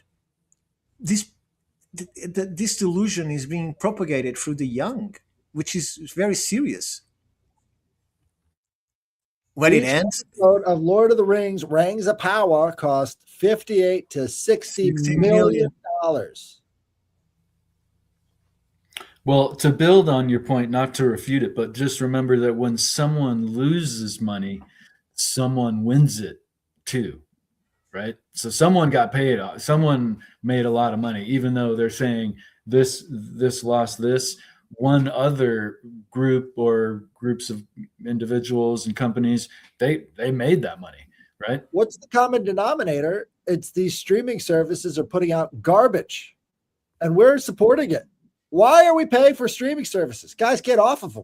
Don't buy this crap. That's what you're supporting. Sure. No. Who's doing that? Stop buying it. And that's why I can't wait. I can't do it right now, but I will do it, I hope, this year. I can't wait to create a TV channel. It will be the Institute TV channel. I've tried it a few months back, and Nick from Occult Rejects was a part of it at the beginning. He was trying to organize things on the software, but it's demanding and it's complicated, right? And new things has come out since then, and I think that's the future. I think the future is for these people to have these interests and these communities. We have to start representing ourselves and bring others exactly like the others do. They attract one another into their groups and so on and so forth. And I think we need that kind of exposition. So I think, for instance, what the Wandering Wolf is doing and creating the music channel, separating the lives, creating channels specific for this and that. I think that's the way to move forward, is to start creating these brands with these groups, with these people that we know that are good at what they do. They have information to say. They can produce good content. And with the AI that we freely can access today, we can create products as the same quality as any broadcast. So we have to put our hands into it and stop depending on what others are creating, because we can see that what they are creating is not for our entertainment. It's for the 0.11 or 0.0001% to look at. Right. Like, who the hell are they representing here? Like, all of these things have to be, checked. All of these boxes have to be checked, but who the hell gave them the boxes to begin with? Clearly, they're not representing very many people because it doesn't have a mass appeal. $58 million per episode. You don't think somebody's in there saying exactly what needs to happen on these things? Of course they are. It's just, how many good movies we could make with 60 million? One season cost over $400 million. I want you to look at that again. Look, one season was $400 million. 465 million right here. And depending on the studio, this is just production without the promotion. Promotion will put another 200 on top of that. A lot of that money is being invested by investors, right? So like the producers and the studio possibly in this case, but largely in other cases, they don't care. Like someone lost that money that was either a sucker or it was like a nudge, nudge, wink, wink favor. Like, yeah, I'm going to lose this, but actually they're paying their homies, Right. you know? Clearly, we haven't investigated enough because there is nothing. Oh, the they film are companies. producing. Right. Oh yeah. Look, Film and industry. AI is moving so fast in terms of production good content. If the little I know, and in sites that do it for free or for $5 a month, can create things that we look at and say, well, this is actually pretty good. It's only 6 or 8 seconds or 10 seconds, but it's actually pretty good. I would take a year to do this 8 seconds Right. some 10 years ago by myself. And I would need lots of equipment and this and that, and I need people to do it and so on and so forth. So how long will it take for the whole Hollywood system and Bollywood is already making movies fully AI, for instance. They have now 10% of acting and 90% of AI in certain studios. They're way ahead. And the Asians are going to follow that trend. Hollywood is stubborn to say the value of the actors and so on and so forth, and keeping these groups of this faggots and this people just writing and doing these performances that serve no one but themselves in their little tiny groups where they smell their own assholes. Right. But so that's what the nature of the institution is, right? It eventually thinks of itself as everybody else, right? And so whatever's happening on the inside of the institution eventually comes out in the form of this garbage because it thinks of itself as everybody else, but it's clearly not. And its functions become more important that what their intention was in the beginning. Like, I hate to say it, but like the DHS was formed after 9/11, right? And now it's on the streets of urban environments. Like, wait, what? How'd that trend go from like, you know, like, well, we can track exactly it. And isn't it funny on X when they started giving away everybody's IP addresses, that the IP address for the account that was created for Homeland Security was created in Israel. So DHS was created in Israel. And that goes to the overt fact too, that how many police forces and likely federal military too has been trained by Israel, you know, tactics, right? None of it necessarily as effective on U.S. streets that aren't under oppression like the Palestinians are. It's like, but I mean, maybe that's what we all are. They want to bring it here, and now it's on the streets. So explain this to me. We have 9/11, then we have the incidents in England, and then we are completely closed and turn our eyes to look for everyone that is an extremist or is a Muslim, to the point that the public opinion saw a Muslim and immediately think that guy might be a terrorist, right? We were so brainwashed immediately by the terror that we start judging everybody just because they were worshiping something Islamic, right? Right. And all of a sudden, very slowly but surely, they are allowing all of these people into every single country. Right. Bringing masses of them, caring nothing for who they are. Oh, they are coming, they are needy. Let's bring them all in. Let's give them houses and subsidies, and let's let them make companies and build businesses where they only employ their own and do nothing for the country because they are exempt of paying taxes because they have this. So they do absolutely nothing, right, for the country.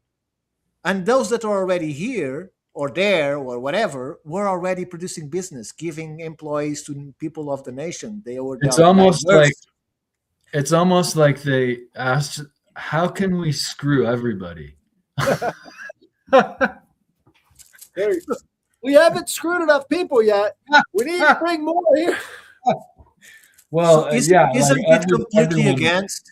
Isn't it completely against those ideas of anti-terrorism control and Well, but I fight think a lot situation? of the reasoning for those specific countries that were part of what they call the war on terror, which was just a whole rip off unto itself, which again, Weapons of mass destruction. they probably asked, how can we screw everybody? Right? Right. The US people and the people that are fighting with us and the people that we're fighting against, most certainly, of course. But after these engagements, then they bring in people from those places because they were, screwed and or participants on our side, right? A lot of it is from that. Right. A lot of the Vietnamese came here after the Vietnam Exactly. conflict. Exactly. Same thing. And now we've got wars in 7 different countries. Yeah. But we are very advanced. Sure. We are. I thought he got a very peace prize. advanced.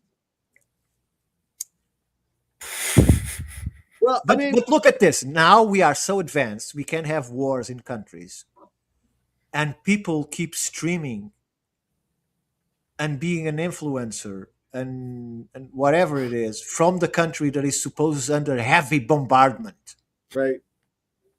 right? Because I'm not criticizing, and I know that Ethan has strong feelings about this, and I'm not taking any part. I'm just saying that I never saw a country in war with so many people represented online like Ukraine.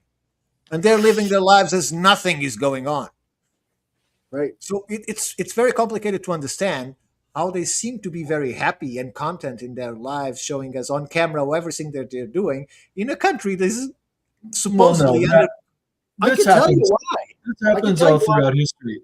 This happens all throughout history that there's places that are under the war and places that are not.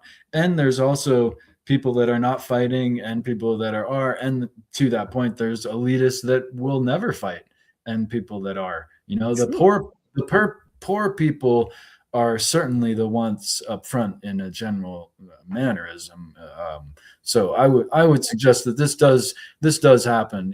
Like with the U.S. war in Afghanistan and Iraq and so forth. People it was made to not even affect. That's when we started to have televised wars. Sure. And now Ukraine, not only is it the most televised and web oriented with videos, they literally have cameras on their weapons systems. So like there used to be just artillery shells and so forth. Now it's partly the most filmed war because the most effective weapon, the drone systems, are made with cameras. They can only function with cameras. To the point on the front, which is the opposite dynamic as you brought up with people living their lives and so forth. Oh, by the way, have you seen remember last week we talked about self-driving vehicles? And I sent you that clip of the Chinese delivery self-driven truck. It doesn't care where it goes. As long as it's not going over a person, it will try and cross everything. Like recently cemented areas, going through the cement with people. Stop! What are you doing? I think Headless, you brought up the question to Ashish of how does it tell a cat from a plastic bag, right? And so it seems like what you're saying, Ricardo, is it doesn't. The paper bag doesn't make a sound when it goes over it. Right. You know what's the difference between falling from the 5th floor and from the 1st floor? A lot. It's very simple. If you fall from the 1st floor, you do boom, aye! And if you fall from the 5th floor, you do aye, boom. Definitely. Then that's the difference. So in here, it's differentiating the cat by the sound it makes when it goes over it. So it's already too late, but at least you know, oh, that was a cat. So right. And so it just doesn't care. In that regard, we are trying to go way ahead of what the fight for supremacy in this technology is so huge that they are going ahead and beyond their own abilities to actually be doing such a thing, right?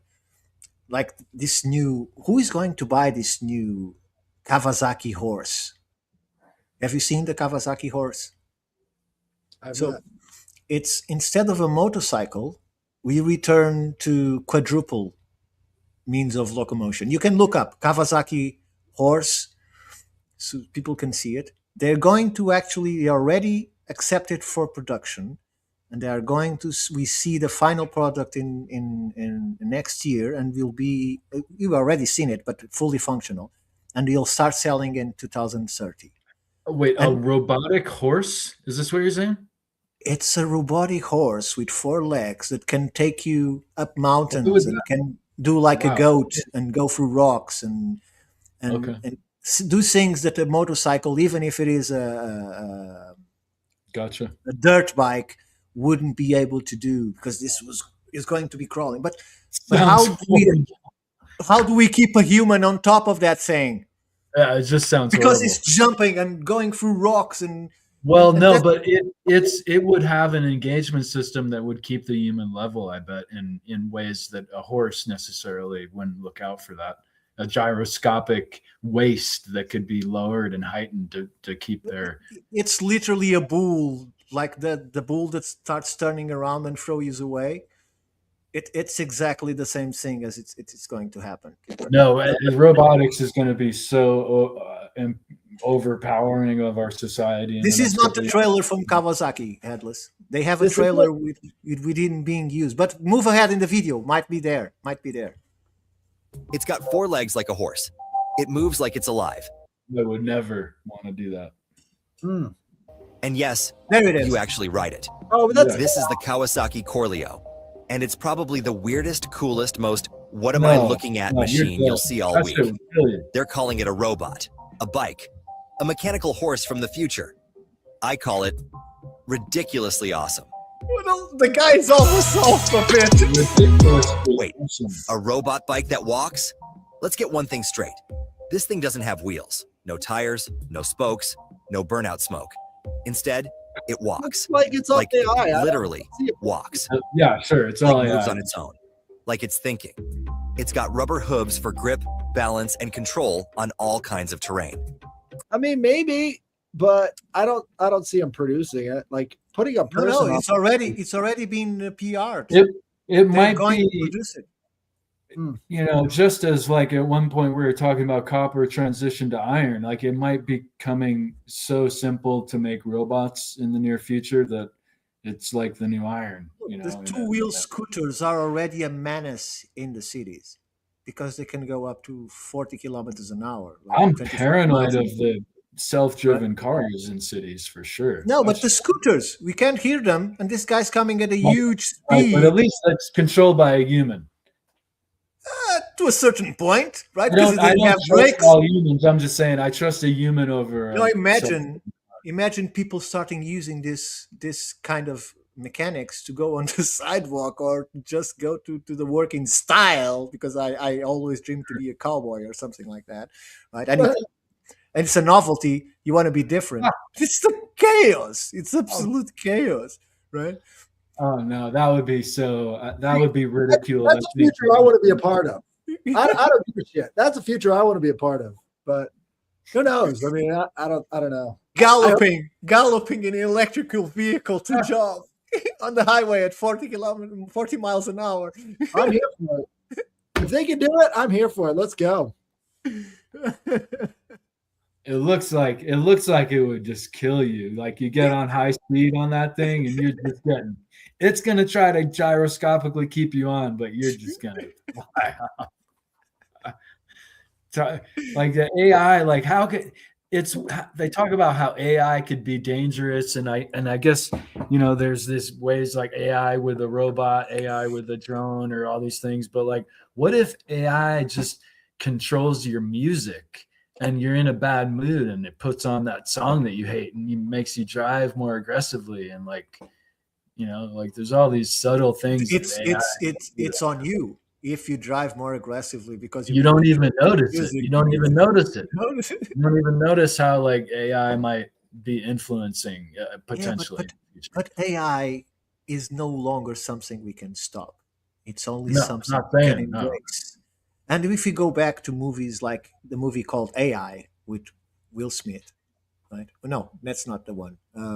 What's the one with the multiple robots that look like the Tesla robot with Will Smith?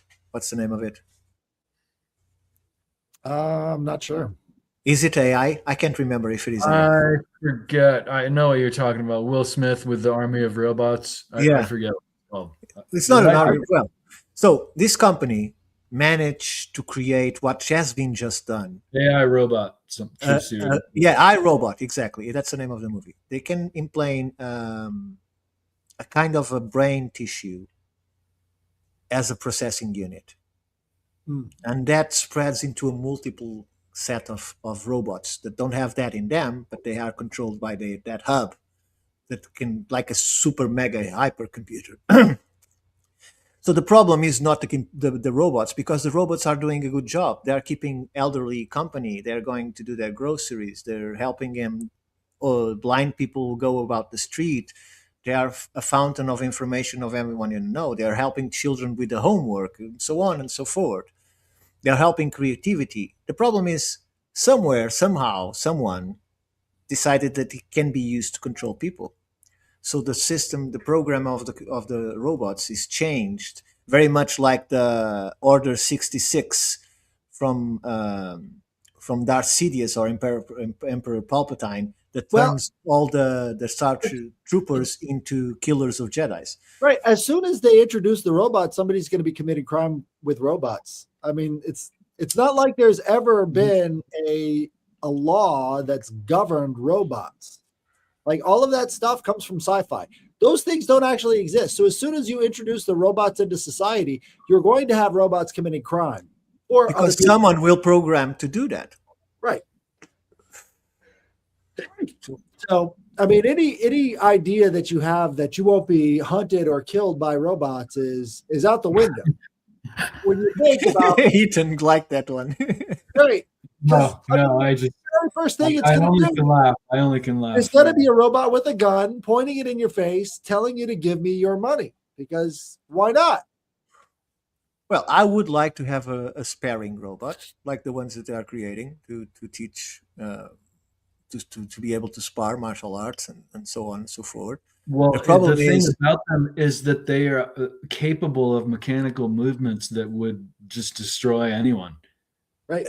They're making them more fragile, obviously, so that they cannot rip your head off your body, right? Again, you're not thinking about crime. You could have one of these things outfitted in such a way, because you've got the raw software now. You can just put it into a spider robot, right? You can just put it into something that is going to Alita. That's Alita. I would point out that the more immediate and present danger actually is, what they've integrated AI with security cameras, and people have already had police interactions because the AI thought their bag of Cheetos was a gun. Right. So that they're presently using AI, and it's one of the main companies of security in Portugal that is called Securitas. They promoted and lowered the price so everyone could install security cameras inside the house. They control the outside, but mainly they are focusing the inside the house to prevent an injury. Several countries in the United States that do provide a similar service. And the advertisement is the cameras know the difference between your dog and your cat and a burglar. No, and that's the advertisement. That's what led people to say, because they didn't want the alarm constantly off because they have a dog or a cat going in the house. So the AI could and spooky. Yeah, so they spend an evening into your house programming the system so that it knows what you have in the house. Which means the day that you buy the second dog and forgot to call the company, you'll have the police on you because it doesn't recognize that it's a dog, right?